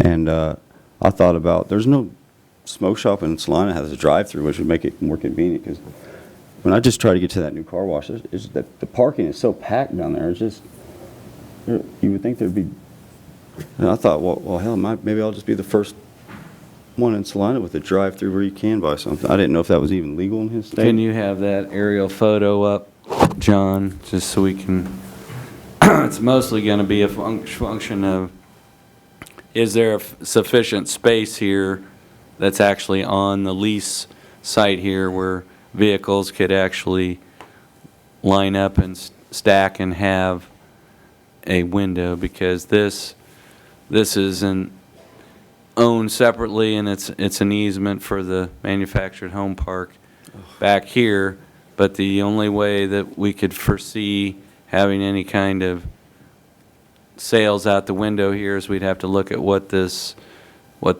dimension was here and look at the stacking there to see if there was room for vehicles to do that. It's not something that is prohibited. We don't have any ordinance that says you can't have a pickup window at a vape shop or a tobacco shop. It's just that we have to look at the particulars of each site when we're talking about a drive-through type service.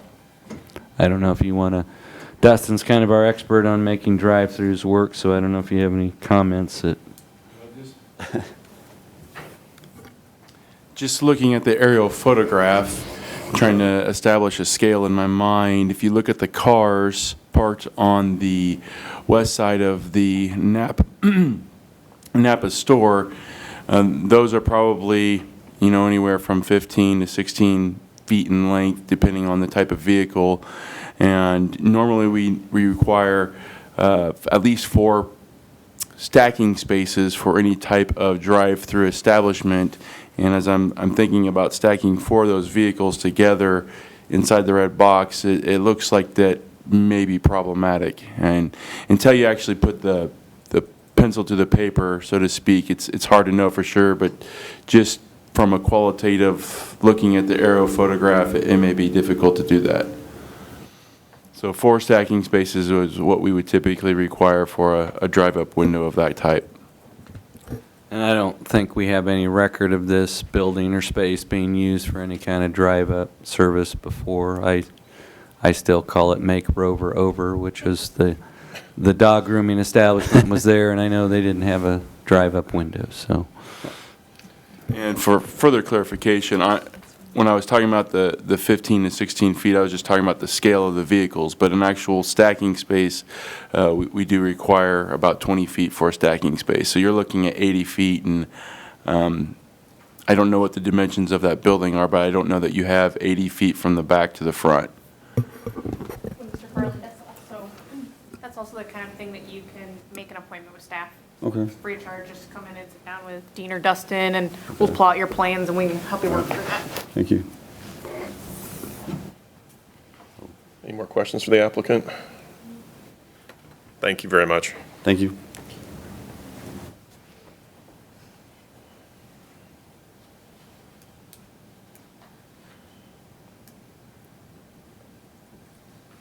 So I guess the question at hand is, do we want to open that doorway, and is there a reason not to, or, I mean, I'm kind of looking at it from I guess a moral vacuum, so to speak, or somebody, I don't vape, but just from a business standpoint, if it's, widgets and, like hypothetical things that don't generate opinions or have health consequences, I personally don't see a problem with it, but. Well, now with grocery stores, and, it's just kind of shocking. It's convenient, but it's shocking, Well. But yeah, no, If you talk to I don't folks know from why Texas, he should be, what's that, I'm if sorry? you talk to somebody from Texas, they'll feel very restricted because they can't buy all their Right, their cabs and their Pinot Noirs, and right. so Yeah. I guess it's perspective, but to me, at the end of the day, we want businesses to flourish and prosper. I don't have any problem with it. So that would mean, Dean, then, that number 5 would just be, What we would say is that we would still maintain the language that says the consumption of any alcoholic beverages are prohibited within the business or premises, and we would still preserve the language that said no drinking establishment license shall be issued for the premises, but we would modify that so that it would allow for packaged cereal malt beverage for consumption off the premises only.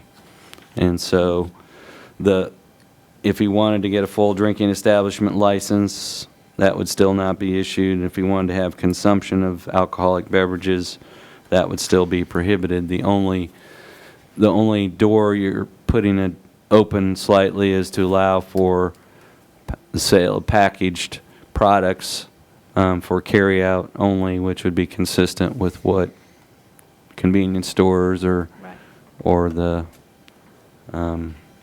shop right up the street on Broadway and Crawford. That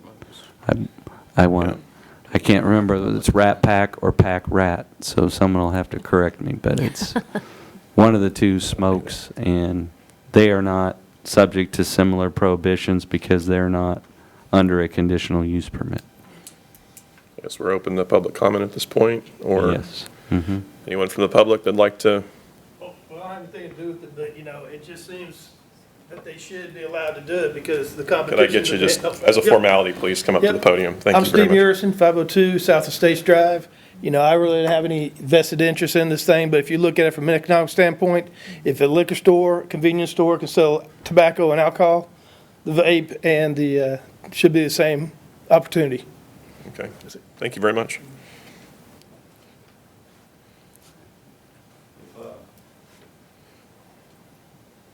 If the other vape shops decide to follow suit, make sure a condition that they got to be a chamber member like I am too. I'm the only one. I can't promise that, but thank you for your comment. Are we ready for a motion?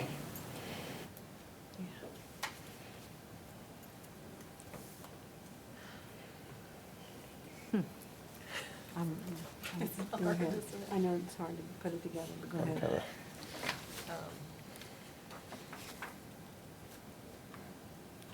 All right, so I make a motion for CU 19-2 for the modification of the conditional use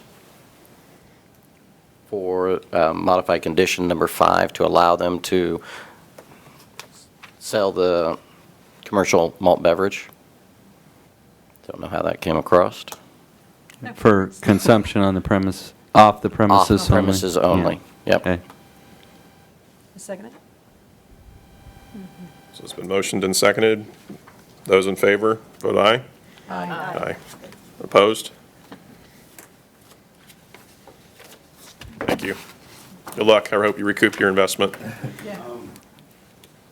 to be on the safe side, can anybody give me the, Could I get you, yeah, again, it's a formality, but we are, it's all right. hey, just to be on the safe side, I don't know anything, can anybody give me the ABCs, the head side, the ABC or whatever, just to make sure I'm doing it the right way? So what Whatever that is. what you did through the city clerk's office is you applied for a CMB license. There's a place on there for me to sign. The state won't issue a license unless I sign it. So if we take that license that I think someone helped you get filled out and we resubmit that to the clerk's office based on this action today, I will sign it. It will get sent up to ABC and then they will issue you a license for your establishment. All right, thank you. Thank you.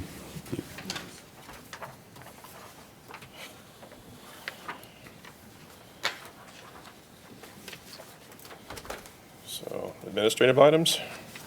We have addressed 3.5. So 3.6, it's part of it's something that we kind of do annually along with the review of the comprehensive plan.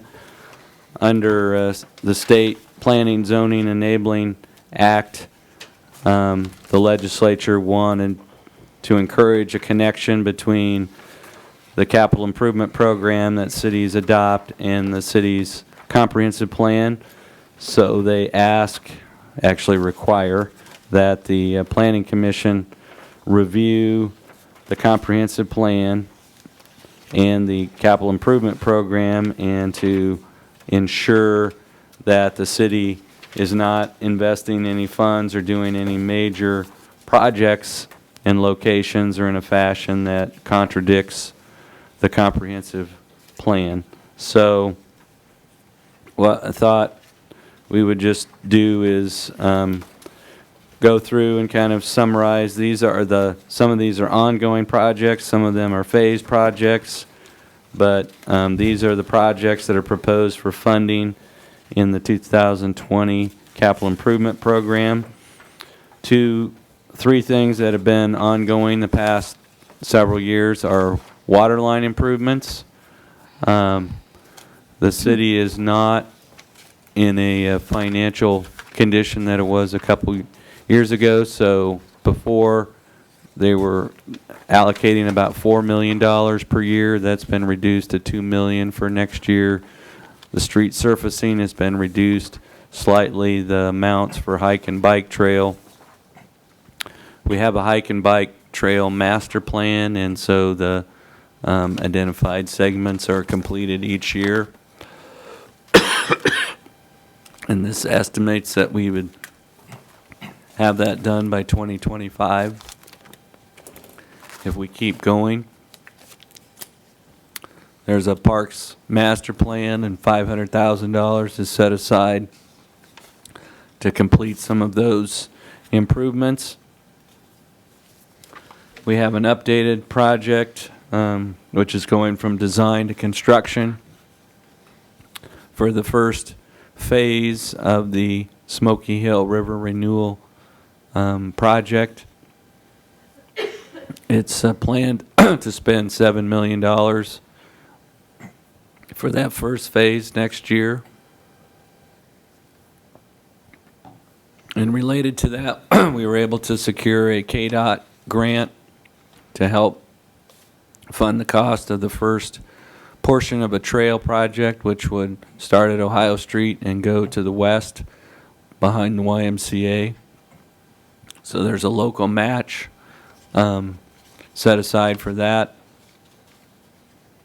There's a replacement of the bridge deck for the North 9th Street Bridge over Mulberry Creek.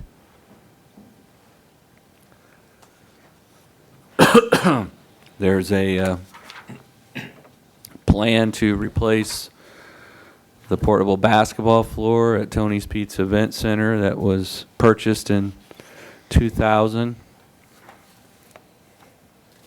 And one of the things interesting about that was in 2000, I helped disassemble and carry out the old floor. I had a friend who built a full gym at his house, and he purchased the old floor at the Tony's Pizza Event Center and put it in his gym at his house. And for some reason, I volunteered to help him move it. That was a mistake. And it is like a giant jigsaw puzzle. You lay it out, and then you have to interlock all the pieces. What does something like that go for? I think he got it for right around between $5,000 and $6,000, but he split the cost with Don Mars. Don Mars has a gym in the basement of Marymount, and they went together and bought the floor, and part of it ended up in Marymount, and part of it ended up in my friend's house. So, so they didn't. It was kind of salvage value, but that was done back in 2000, and so this would be to replace that floor, which is moved in, dismantled. It's used for state volleyball and basketball tournaments and other basketball events, but they're not playing the high school games there at this time. A big project that's been under the radar but is expensive nonetheless is the need, because of changes in the communication requirements the SEC has for what bands public safety can use. There's a need to replace our emergency radio system countywide for public safety communications. Then the fire department has a request to purchase a new Quint fire apparatus to replace the one that they had. And then I think we have some public safety ones on the next page, and then there's a line item there for purchasing additional storage capacity in the Canopolis Lake. And then you can see wastewater plant design of the total project. That would be a phased project, but looking at spending $1.8 million next year, and that's funded through a revolving loan that we receive from the state of Kansas. So those are the projects that are identified for funding. From staff's perspective, we're not looking at investing funds in areas of the community that aren't established areas within the community. Many of these things are designed to allow for continued growth and development of the community by having a secure water supply and a safely operating sewage treatment plant. And so if you find that these are consistent, then a motion should be made to approve the resolution that's in your packet. That resolution would go to the City Commission telling them that you have reviewed the CIP and you find it to be in conformance with the comprehensive plan. Then we would get the chair to sign that, and that would be a communication to the City Commission that you have fulfilled your review responsibility. If you want to provide any comments to the City Commission about particular projects or projects that you feel are missing, we would record those in the minutes. Any comments that you might have. I guess I just have one question. What is a Quint fire apparatus? I don't know the technical term. It is not a ladder truck. It is it has more points of connection on it. It's the largest type of truck they have in their fleet, and I don't know specifically what Quint means, but it's different than all their other engine trucks, and it is larger and it has more connection points, and it's used for major fires. So it's actually one of the trucks? Yes, it's Gotcha. a truck, but it's slightly different than the standard fire engine. It's longer, and I only know that because when they purchased their first Quint, we had to go around to different subdivisions and see if we could navigate around cul-de-sacs and things with the Quint because it's larger than their other fire engines.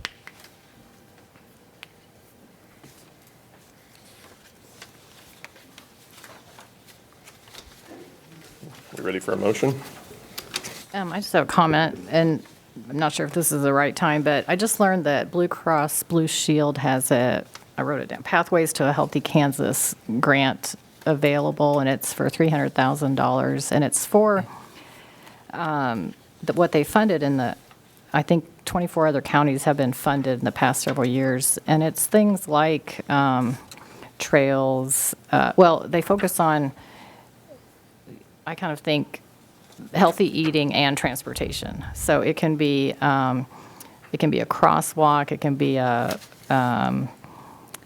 handicap accessible something, and so anyway, I was just flipping through, and I don't know, I mean, $300,000 isn't a whole lot when you're talking about some of these things, but I know Blue Cross Blue Shield did help fund OCCK with their bike share program, which is Salina and some other surrounding communities, but I think that source of funds was used by OCCK to help finance the bike share stations that are around, so. And this is a different, I mean, it's the same Blue Cross Blue Shield, but we would still be eligible to apply for that. And so it just seems like if there are some things you have in mind that would be, that might fit this, a letter of intent is due January 17th. And I can't remember when the final grant is due. But anyway, just wanted to throw that out. If you have a dream project.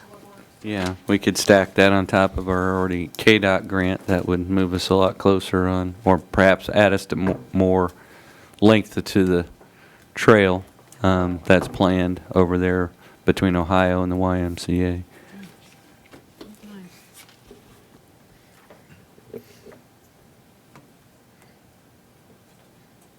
Ready for a motion?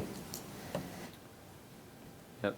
So we've outlined it that if you are finding that this is in conformance, then a motion should be made to approve the attached resolution and endorse the proposed 2020 capital improvement project list. So moved. Seconded. It's been motioned and seconded. Those in favor, say aye. Aye. Aye. Opposed?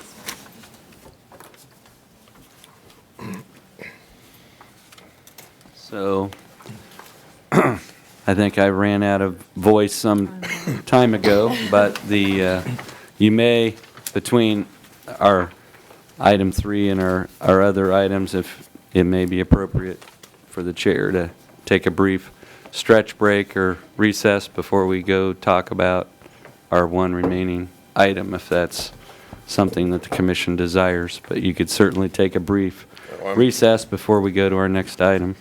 I'm certainly up for a brief recess. Yeah. You might. Ready for a snack? Yeah, I think, do we need a motion on that? Study session. Or are we, Do we need a motion for the are we break? just, No, the chair can just Yeah. announce that we're going to take a 5-minute recess. we're going to take a 5-minute recess.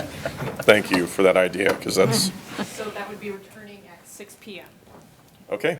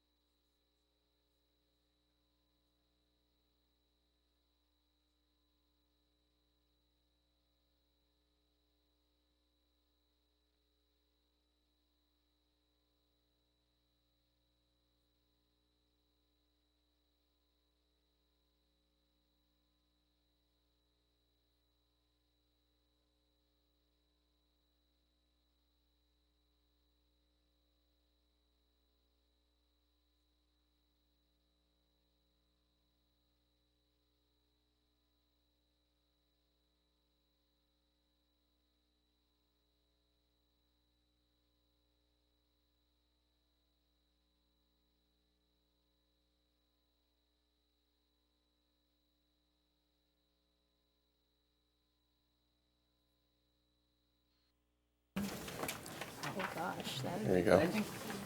It's like Thanksgiving all over again. So, No, thank you. I'm good. Thank you very much. well, Yeah, hide them. thank you very much for thinking of us. I grabbed some, thank you. It's really nice. Right. Could we just order any pizza next time? Right. I think if you twist this guy, maybe, that could be, I know.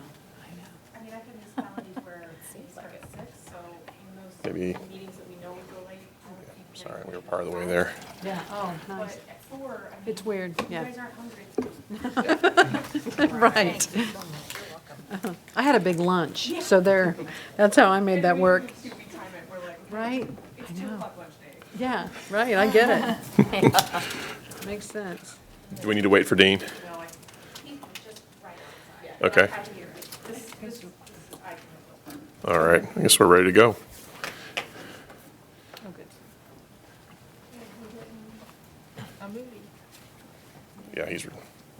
Yeah, we're good.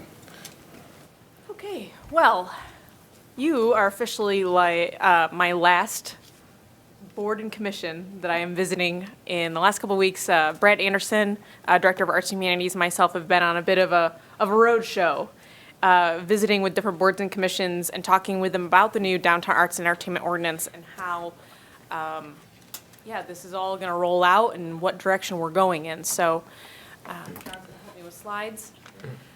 Many of us may be wondering, why are we doing this? I think the Planning Commission, in comparison to many boards and commissions, are probably more familiar with the infrastructure that it's taken to transform Santa Fe and some of the associated roads with the new beautiful streetscape. We've created the plazas as a destination with the purpose of having this vibrant downtown, these living spaces. What often gets forgotten is the physical environment and infrastructure needs the code infrastructure to go along with it. So turning those spaces into something live and living will take street performers, it takes food trucks, it takes push carts, all special events, all those different types of things. And right now, our code doesn't enhance those things. And often, we can't say yes, we have to say no. So we have been working for several months to deal with that. The other part is enabling downtown to be a creative place. We have that as a part of our culture, but we've wanted to enhance that. So allowing artists, both visual artists and performance artists, to be able to have a say and be able to enhance that culture that's in downtown. John, will you just go back one slide? Thank you. So if you don't mind, I'm actually going to come speak at the podium because I can't see the bottom of the slide from there. And then in addition to doing those things, what we needed to do was also make this simple easy to understand, and be able to say yes more often than we say no. So thinking about how those rules apply. Click forward. So as a group, when we started looking at what we wanted to accomplish, and I'll get into who that group is and why we have that group here in a second, but you kind of have to deal with what you have before you even start talking about the new stuff. And we knew that we had several codes that were conflicting, whether they were special events, but specialty types of special events like parades versus carnivals, tents, those types of things. And then making that process, once we identified what needed to be dealt with, streamlining those, ensuring the code was dynamic. A lot of times that gets forgotten, is you'll go and you deal with the code, you create it, but you don't think about how it's going to evolve in the future. And I will happily speak for our staff, along with Brad Anderson's staff and all those people on the stakeholder committee. We would not like to do this again for a while. There's been a lot of hard work, and so you got to kind of get your bang for your buck with all that hard work and prep, that new and exciting things will come along. How can the code accommodate those? I don't know about you, but I like to be able to successfully implement whatever we come up with. So making sure we have the resources, the software, the people, those types of things that can enable the new code. And then anything we did had to be reflective of the stakeholders who were going to be affected by the rules, which, if John, you'll go one slide, well, several slides, but we'll get to it. We pulled a stakeholder group that had all these different individuals in it to make sure we were getting that voice. But this slide just kind of shows you like how big is that challenge. And these are kind of in a quick glance, the many different sections of code that were affected and are affected by activities in downtown Salina. And this doesn't include all the things that don't exist yet. So when we start talking about all these new things, when we move forward, we have several appeal parts of the code that we're going to need to repeal, several parts that will need to be amended just to kind of get everything working together. Next slide, please. So moving into the process and kind of how we've gotten to this place. Next slide. We took a public involvement approach that was really centered around a stakeholder committee. This is a lot of heavy lifting. If you just go out and hold a public meeting, you're going to get feedback, but it's not always the specific kind of feedback you need. And we really needed very specific feedback on this. And we had a lot of things we needed feedback on. And many of those conversations go more than one meeting. First, we need to kind of test the waters, give some pictures, get some initial feedback. Then we would need to research and bring them more and have that dialogue. It's really hard in a single public meeting. So we went with a stakeholder committee approach. We had over 20 organizations represented. The committee is of more than 35 people, and I can tell you of the meetings we held, we generally had 30 plus people in attendance, which if you've ever worked with the committee is a lot. And not just attended, but actively participated. And that's a really important part of this. I've held a lot of public meetings in my life, and just because people are there doesn't mean they participate. So I think this group was very engaged. We worked with SDI. There was membership from their board, and then various types of businesses represented. So bars and restaurants, service providers, retail providers, and then also residents, so people living downtown. We also had great representation from higher ed. KU Medical had their facility person there. We actually had student representative from K-State Poly, who was really active, awesome. We had representation, probably not there as frequent, from Kansas Wesleyan. We also had folks from North Salina participate, just as the corridor kind of bumps into that area and just making sure that those pieces connect. Friends of the River and several other organizations beyond businesses. In addition to that stakeholder committee and their meeting schedule, they met roughly every 27 days since March. So they were on quite a schedule, and probably in the last couple months a bit more frequent as we've been in drafting mode. We also held a general public open house in March, and then we recently held one just a couple weeks ago, kind of the bookends to the project. Start things off, tell us what you think, So we were able to share that with the stakeholder committee, and then now that we're done, here's our concepts. What are your thoughts further? So we were able to have that. Like I said, we've been on a road show for boards and commissions recently, so this is our last one. And then we did a study session with the city commission yesterday, and we will do another one with them in January. Basically, the same presentation we're doing with you today, we did with them to kind of introduce concepts, pieces, process. And then in January, we'll actually get into the draft and we'll get into implementation more. And then the public hearings that would adopt the codes would be 127 and 23. And towards the end, we talk a little bit more just about scheduling and things like that, but that gives you an idea of that we're pretty much at the end. Next slide, please. In addition to the stakeholder committee, as I mentioned, we also had a very involved project webpage.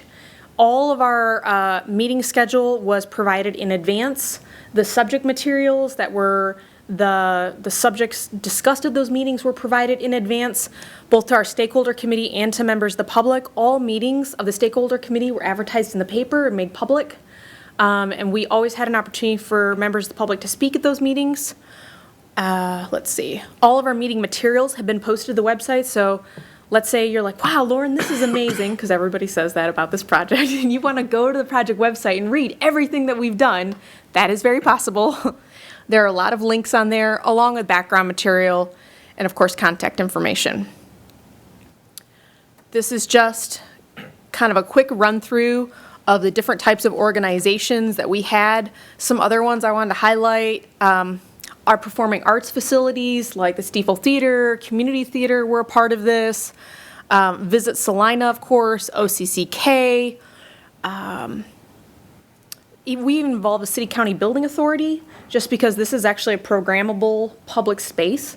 A lot of people forget about it, but the courtyard in between the library and the City County building is an excellent public space, and that was one of those things we wanted to activate.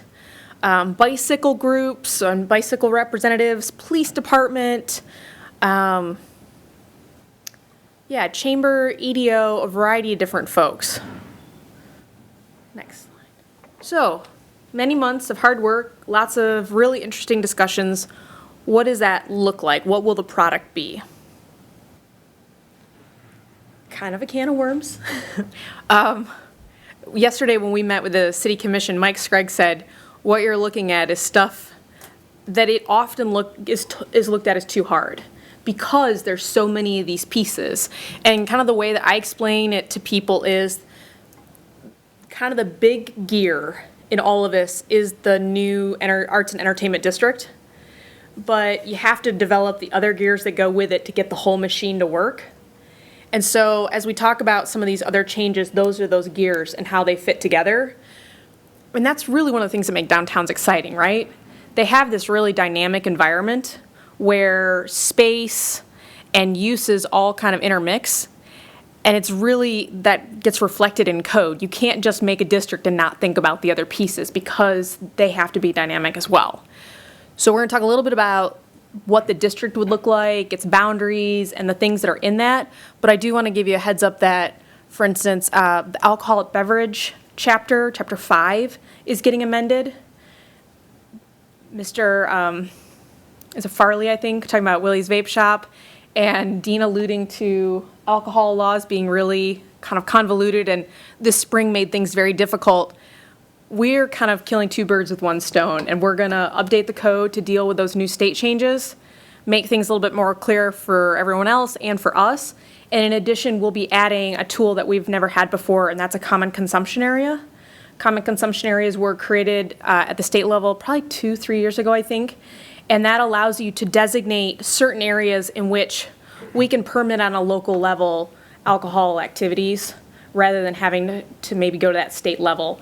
You wouldn't do something like all of Santa Fe because of traffic, because when you do a common consumption area, you have to stop moving vehicles, but we're looking at doing common consumption areas for the plazas that would make holding activities there much easier.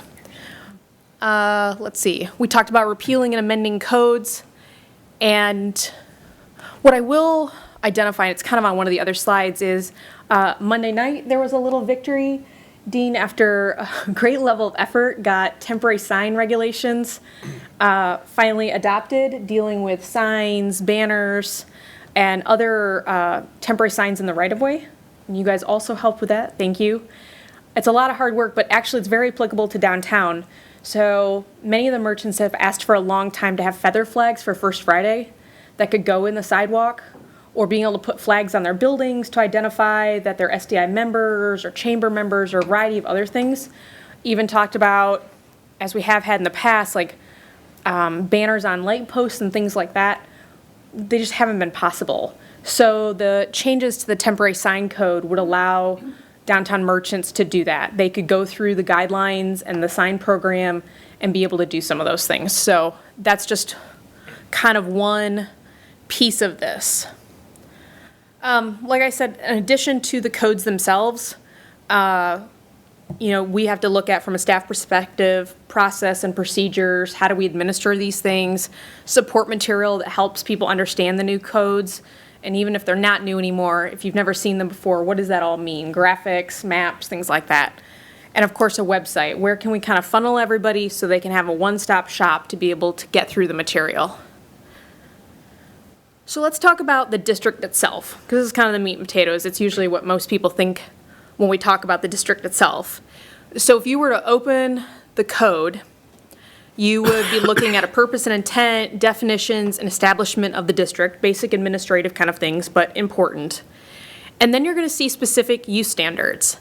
And each one of these we're going to go into more detail in the slides, but these are all uses that have been identified by the stakeholder committee of things we either already do or want to do, and where can you put them into one spot in code so you don't have to go to all these different places to figure out how to do a food truck.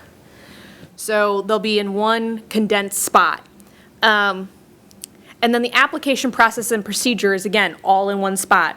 So instead of going, oh, do I need a temporary use permit or a conditional use permit or one of these permits plus a special event permit, let's just bring it down to two types of permits. If you're in downtown, generally you're going to use an allowed use permit or you're going to use a license agreement.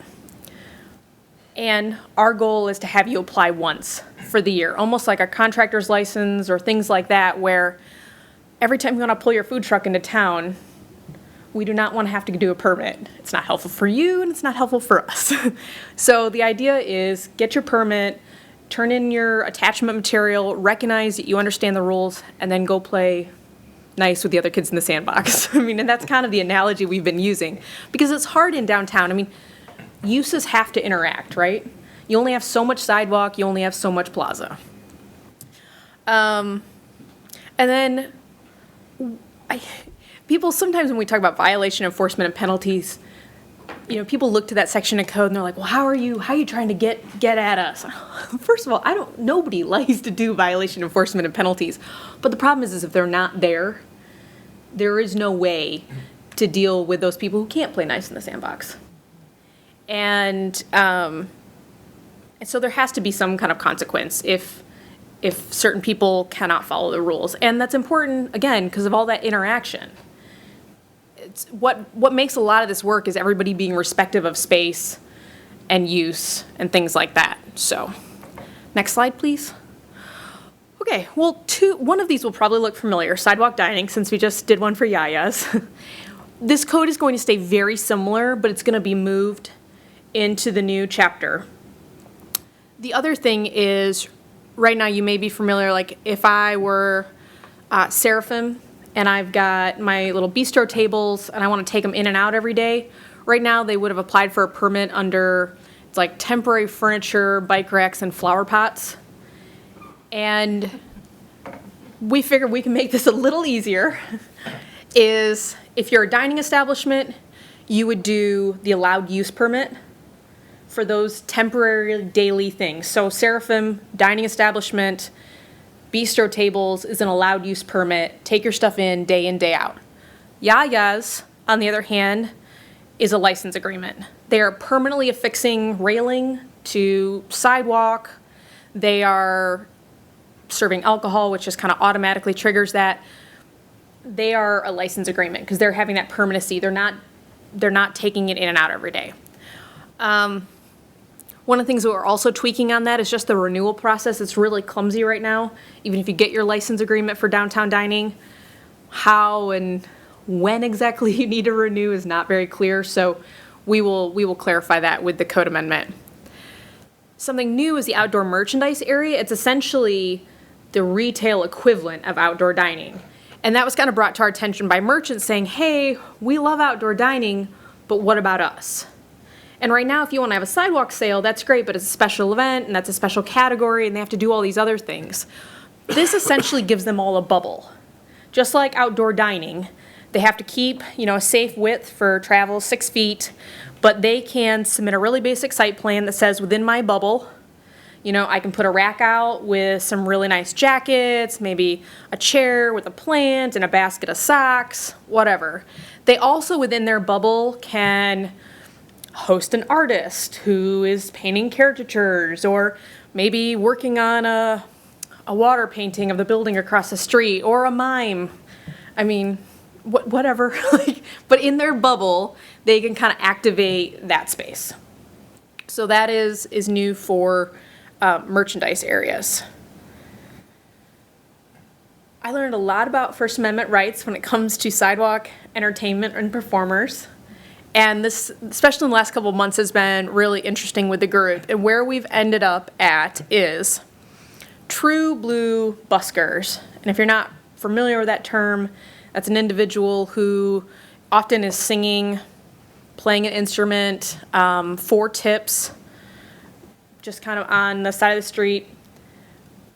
That kind of true blue busker model will not require a permit, will not require insurance, and just basically you can't block exits, you can't block crosswalks, things like that. But in general, you have the right to stand on the corner of the street and say whatever you want. So if you want to sing it, that's awesome. But I mean, I couldn't stop you right now if you wanted to go over to the corner of a sidewalk and chant something or read poetry or whatever. So when we talk about buskers and artists, we can't put any different kind of requirements on them. We do have aggressive panhandling, disturbing the peace that would still remain in place. So if somebody were to push those thresholds, then those rules would apply. But being an entertainer on the sidewalk, and that would also include visual arts. I mean, a lot of communities, if you've been to different downtowns, you may have people doing caricatures, or Anna from Arts and Humanities reminds me of the typewriter poet who's got a little spot and they're whipping up poets, or they're whipping up poems for tips or whatever. There will be a permit for kind of the advanced sidewalk entertainer, and that is for those entertainers using certain types of materials, fire, knives, high-risk stuff. It will also be for entertainers who are selling merchandise. So even if you've got your guitar case and you're selling a couple t-shirts, a couple CDs, whatever it is that you're selling, we will permit that, but not have an application fee. But SDI is requesting a $25 SDI fee. And we'll get into that a little bit more, but if you are not already an SDI member, SDI has asked for an annual fee from applicants, no different than their brick and mortar businesses. And those dollars then go to improving downtown, they create the programming and all those other enhancements. And it's basically saying, if you want to benefit from everything we've worked for, we'd like you to contribute to it too. We'll get a little bit more into details on that. So aesthetics. So murals, is it a sign, is it art? Is it a sign, is it art? Well, that's a really good question. But we're currently working on that piece. I think that and temporary art we're working with our city attorney on right now. But basically we're trying to create a mechanism, particularly for murals, it's a lot like signs, flags, and banners, that by creating a mural program, it becomes government speech or recognized art rather than a sign. But it is a very fine line, and we're trying to kind of figure out how best to administer that. One of the other things with the mural program is it will identify too kind of the life of the mural. Is this a 10-year mural? A lot of times it's just assumed it's going to stay forever, right? But that's not how that works. It also recognizes who's going to maintain the mural.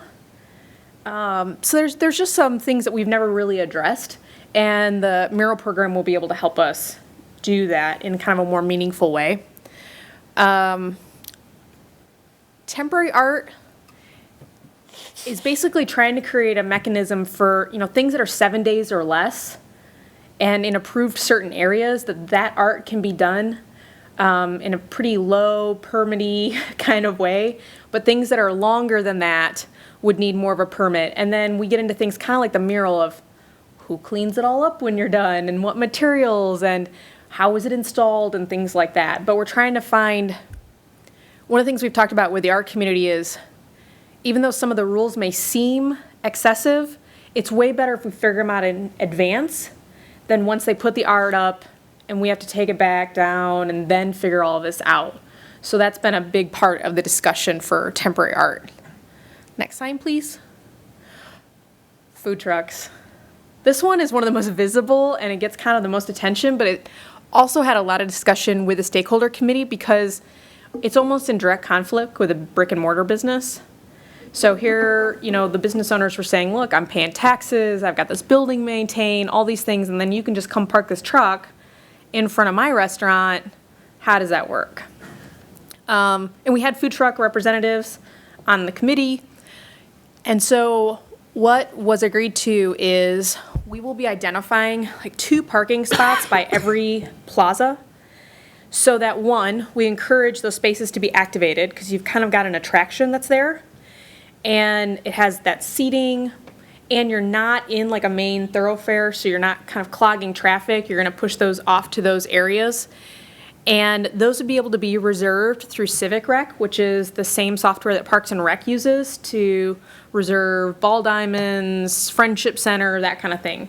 So making use of that. And the cool thing is you can get an aerial of the location, you can have times, services that are included, all kinds of different things to really help the food trucks know what's going on, size and dimensions. And then they can use the calendar and figure out what slots are available, what days, times, things like that. After 10 p.m. till 2 a.m., food trucks can park anywhere. Restaurants said, hey, most of us are done serving food. If you want to pick up the bar crowd, park wherever, cool. So that is where we have agreed to on times and locations. Additionally, we're not going to require any other major safety requirements except for hood suppression inspection, and that's also a requirement of brick and mortar restaurants, even like low-key ones that kind of serve bare minimum food, some of the bars. So that also creates some equity between those. Push carts, we've identified 3 kinds of push carts: food, commerce, and art. So food is, most people know of like a hot dog cart, could be popsicles, ice cream, whatever. Commerce could be, selling glow sticks in the winter, hats and mittens, or kites in the summer, whatever it is. That section of code really recognizes their location, quality of the carts, sizes, safety features of them. And food trucks and push carts are kind of where the stakeholder committee drew the line and said, you don't get to just roll a blanket out and lay it on the sidewalk and sell something. It either needs to come in a cart or it needs to be in the truck. So that kind of really clarified for us what it meant to be able to do kind of mobile vending. Next slide, please. Transportation for hire. Horse-drawn carriage, I'm just going to say this right now, there will be animal welfare standards. There will be animal cleanup standards. Those were 2 things that the stakeholder committee felt really passionate about. But we're also identifying pedicabs as another potential opportunity in downtown. And both horse-drawn carriage and pedicabs, you kind of look at the driver's safety and, all those different components, but then also the rider's safety. And those can be things like posting the fares, what times they operate, what types of licenses and insurance do the drivers have, the ability for drivers to refuse service to people who are maybe inappropriately reacting, those types of things. Also, where should they park? Can they just park anywhere? How many parking spots can they take up? Those types of things. And I think when I wrote notification, I was talking to being able to post your fees. what does it really cost for this ride, that kind of thing. Just making sure people are notified up front of those options. Next slide. Oh, special events. I'll try and condense this one. We could really do a whole presentation just about special events. But it has to be done. And if it gives you an idea, if you've ever worked within a large organization, we have many departments. Special events touches at least 10 departments. And one of the things is most people who do a special event are quite novice at it. And so it can take a long series of questions to kind of figure out what is it you need to pull off your event. Because many people think, well, I just need this and I just need that. But you really need these other things too. And so from a staff perspective, it was like, how do we get people to kind of know what they need to know sooner and help them get through that process? And from the applicant's perspective, we were hearing like, this is too much. It's like the application's too big, it's too scary, like, I'm really intimidated, can't you let me just do this? But what we figured out after reading a lot of code, talking to a lot of different communities, we even found some that had scammed our application. You really can't whittle it down. So, but what we can do is maybe divide them up into kind of two categories. And by doing this new special event method, you don't have to go get a carnival permit anymore. You don't have to go get the parade permit anymore. Like, these are all special events. They all funnel through this same method. And we're also using technology in some of the best ways possible. We looked at a lot of different places and how they permit, not just what the code says.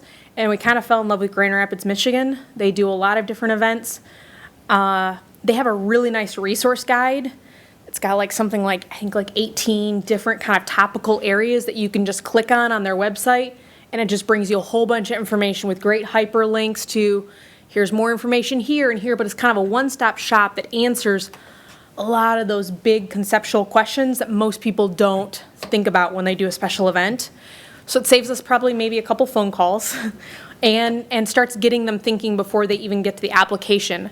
The application we'll be doing through Seamless Docs, which is, it's a reactive software.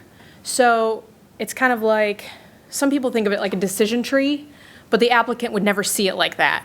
They're just going to start to answer these questions, and what it's doing is it's funneling them into these categories. So if you end up being a basic special event permit, you essentially need no city services. You do not need electric access. You do not need restrooms opened. You do not need a road closed, police officers for security, any of those things. You need nada. Okay, so that's usually one of those criteria that would put you in basic. It's also a very small group. I can't remember what that number is off the top of my head, but it's small. And a low impact location. Basically, you're not closing a street. And so those will be able to permit faster, kind of on an easier level and not have that massive application. But really, once you need city services, you often need more than one, and it starts the domino effect of all these things. But it is able in that reactive software, even if you're in the advanced level, even when you put, I have 150 people, or I have 75 or 200, it's also still reacting to that. So you can still start to streamline that down. I don't need an alcohol permit, we're not serving alcohol. Okay, great, you can skip these 9 questions. We just send you to this next one. You can also attach things that we may need, like proof that you sent notification to your neighbors about your rockin' party, or insurance requirements, those types of things. You can do them all digitally right there. You'll also be able to pay for your permit right there. That's pretty novel. Speaking of payment, staff's recommendation will be a minimal fee for basic and then a sliding fee scale for advanced, but topping out at $300 for advanced, which is very minimal. Right now, we charge nothing for a special event permit. Yep, it's real. And we don't charge anything for the services associated with a special event permit. So each parade takes roughly 4 police officers, often on overtime. I'm just gonna let you guys do the math. It takes barricades, which had to be dropped off by somebody from Public Works, which then has to get picked up by somebody from Public Works. The parade route had to be previewed by PD and several other departments. I mean, there's just like a whole litany of stuff. The recommendation of the stakeholder group is to not charge for those services, but to have the application fee be non-refundable. But you have to be truthful in your application. And if you say you're having 150 people and you need these services, but you end up having 300 and you call, or PD gets called out, you're going to get billed.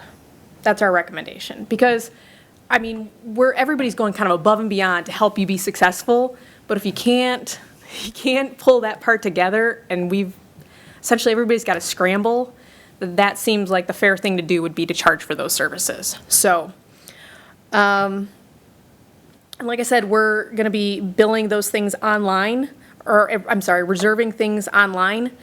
Right now, to reserve a plaza space, you normally do through SDI, and it does not have a fee.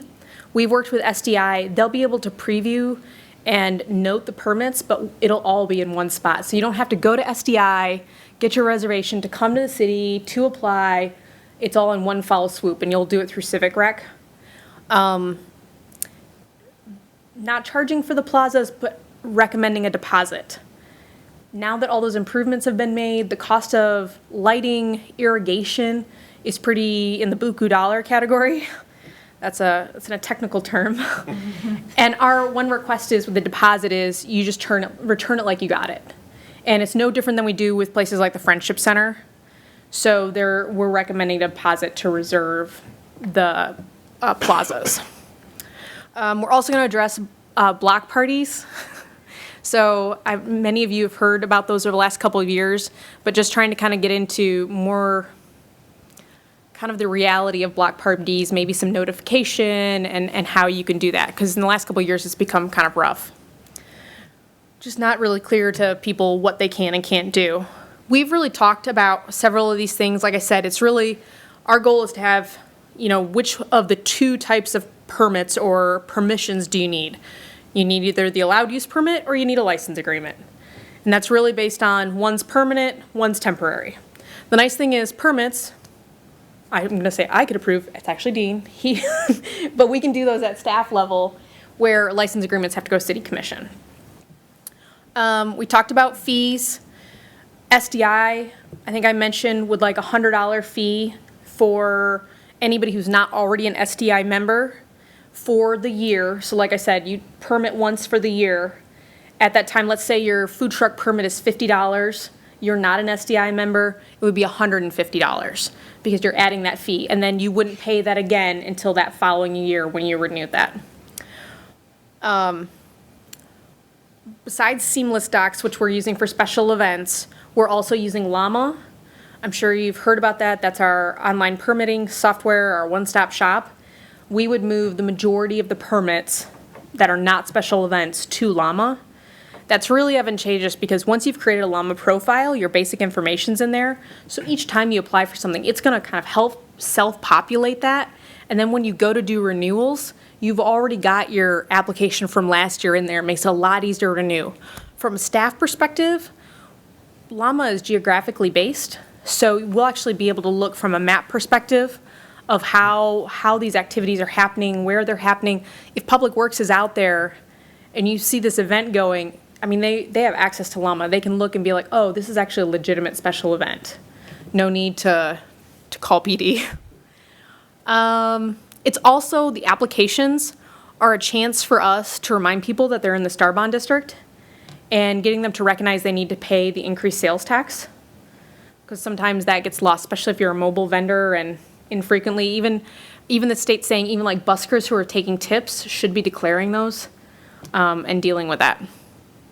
So, if you're looking at this map and you're thinking, wow, Lauren, this looks a lot like the Star Bond District. It does look a lot like it. It's almost identical, except for the fact that, Dean, will you point out the added parking lot? That little guy right there. From the museum. Is an added parking lot. It was not in the Star Bond District because it's not a sales tax generating entity, but from a programming public space perspective, it's great for using that space. We also add the city county building because this is, again, another programmable space. So it would let these rules come this far over. Just kind of as a side note, if you can see along the boundary, we had a lot of questions about like food trucks. If they're on kind of one of those boundary streets or horse and carriage routes, of just identifying that, parking in front of a residential building is not allowed. If there's a commerce side, you need to be parked on that side. And ideally, in many of those uses, their parking spots are at a different identified location. These are simply part of their routes. So and this was a big part of the discussion with the stakeholder committee is, how will this affect residents?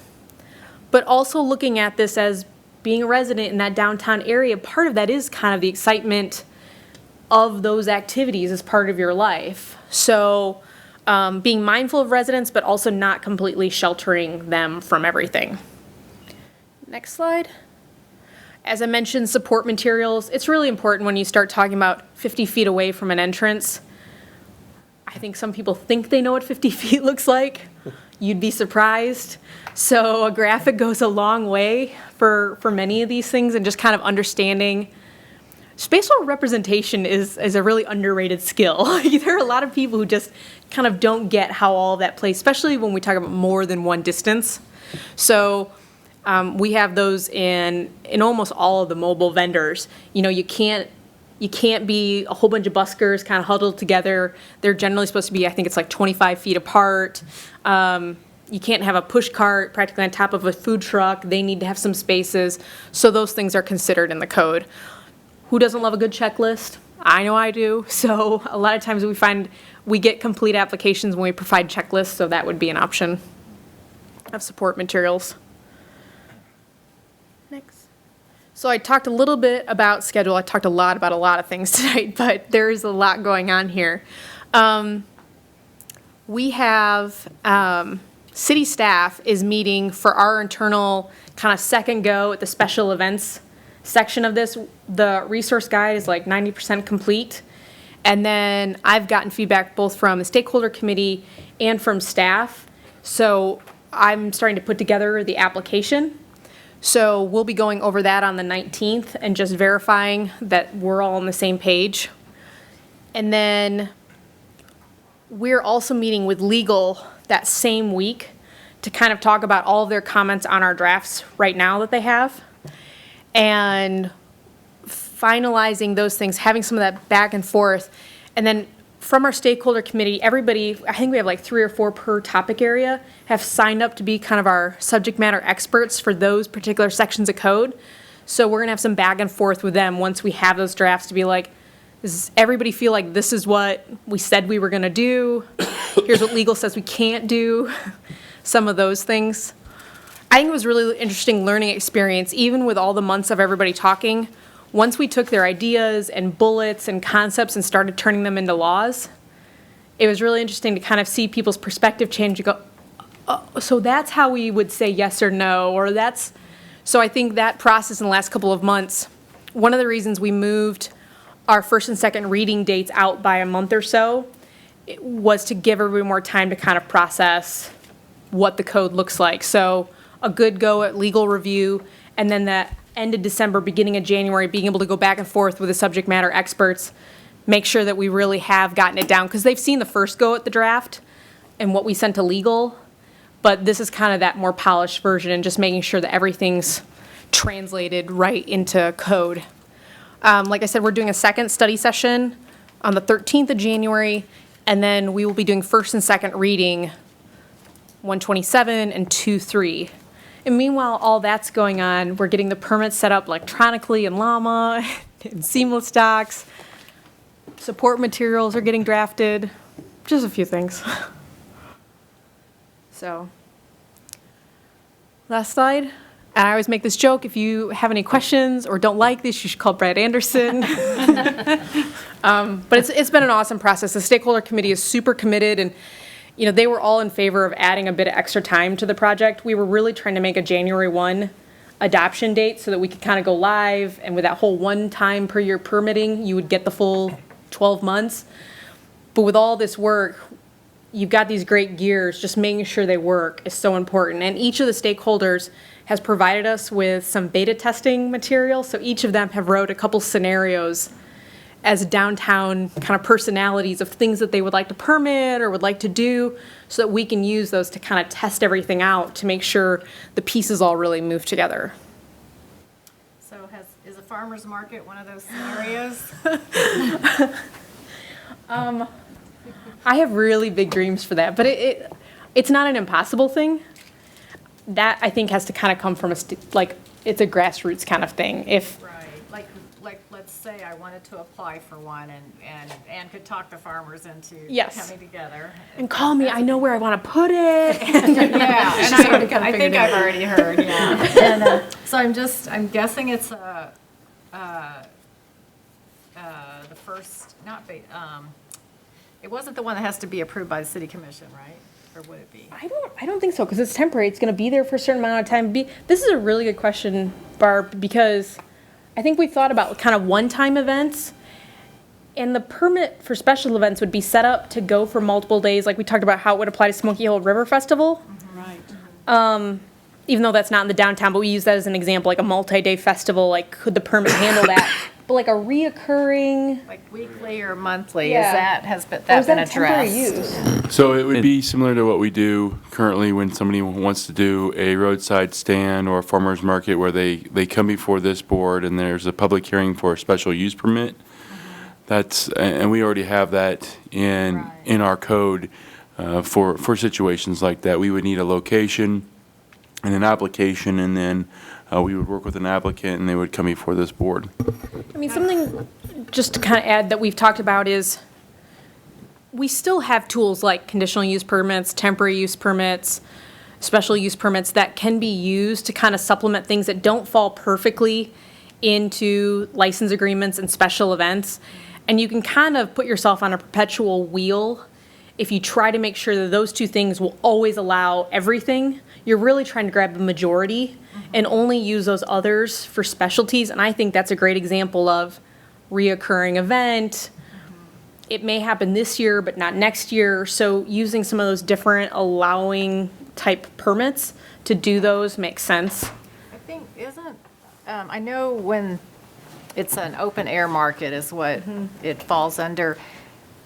But now I'm trying to remember, are they not allowed on city property, like city parks, public, isn't that right? We have a specific ordinance that we're going to probably repeal and roll into this. It's special events on city parking lots.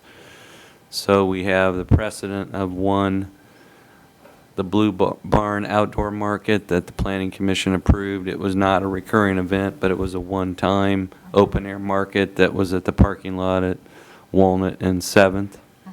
And so that was made possible by a code amendment that where we struggle with city parking lots is that no one could figure out there was no source of authority. You have to get the owner's permission, and that permission hadn't been delegated by the city commission to anybody.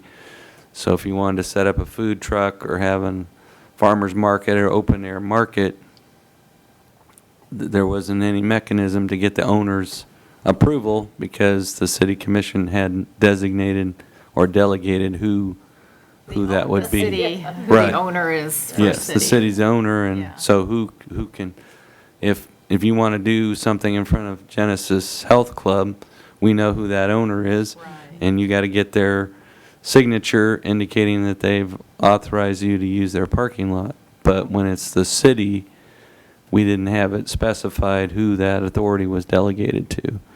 Now we do, but we'll have to roll that into this new, more comprehensive ordinance. Okay, good. I have to ask you, and I swear I remember this, and I'm showing my age, I don't know, but the River Festival used to be also downtown. True or false? The first Somebody River remember? Festival was held downtown, not at Oakdale Park. Thank you very much. Okay, so, yeah, I told you. Anyway, okay, but just even close off and do that and incorporate downtown with the River Festival? I mean, is that ever a possibility, or? So it's really interesting, like when we looked at the boundaries for the district, one table kind of created a whole swash that went over to Oakdale. And I think many of us are in support of like what the river can do and that connectability. But what we talked about with the stakeholder group and where we all kind of landed on this is not set in stone. Boundaries are adjustable, and we're not changing the underlying zoning and things like that. So if we find 5 years from now that connection is so obvious and we've added trails and these other pieces, the boundaries can be amended to move over to that space. And, you know, if we're one of the questions that we never really thought to ask on the special event permit, and we saw in the Grand Rapids example and thought, well, that's really smart, is they have, one of the questions is not only when do you plan on having your event, but asking, is your event occurring during these certain times of year? Like, for instance, during Lead Sled, Smoky Hill River Festival, and some of these other things where we have a lot of city resources already dedicated to making those things happen. And just kind of a heads up, you may not get everything you want just because we're out of stuff and people. Right, that's true. But, I mean, those are the kinds of things we've been working with Arts and Humanities throughout this project, is kind of understanding their programming. And I think the code is nimble enough that if they decide to enhance the River Festival and expand that, or have coordinating events, or SDI decides to tag team off of Riverfest and hold some kind of Thursday night welcome party or whatever, that those things are doable through the special event. Right. That's awesome.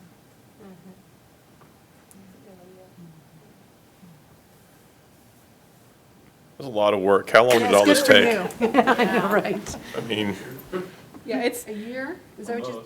Yeah, well, And overtime. yeah. Dean and I don't need to sleep, it's cool. That's fine. I think it bears saying, and kind of in that, following the Thanksgiving holiday, you know, maybe we need to, as a group, say, hey, thank you for all your work. Oh, right. For sure. And you guys have been to the ringer the last, I'd say the last month or longer, as far as some of the issues that have come up. Yeah. And Dean, and you in particular, our confidence in you is 100% and always has been.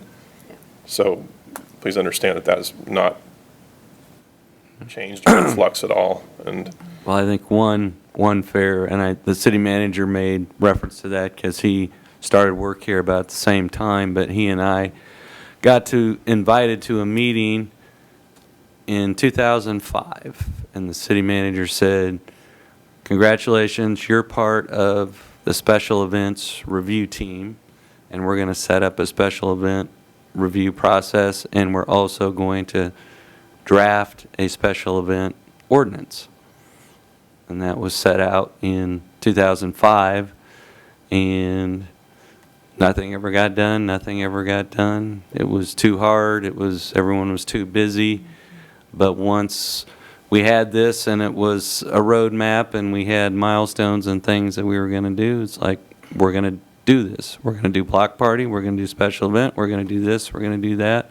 So having this structure and having the input and all that allowed us to be more productive than we might have otherwise. But no one was more pleased than when I completed my draft of a special event permit ordinance, because I've been working on it for 14 years. Well, what do you do with all that free time?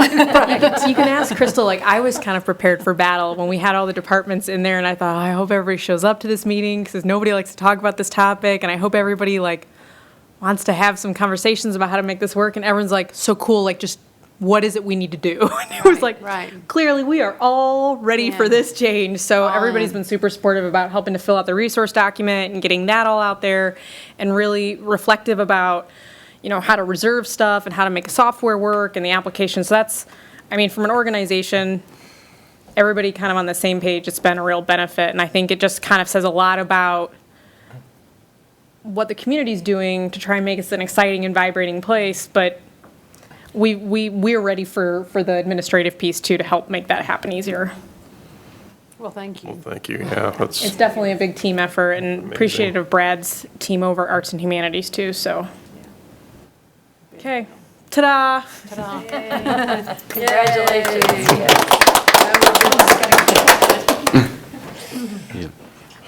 So So nobody's here for public comment?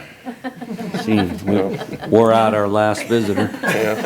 See why He Dean should have gave you a stuck break. around. He should have stuck around because that was showing such progress and growth and all that. So anyway.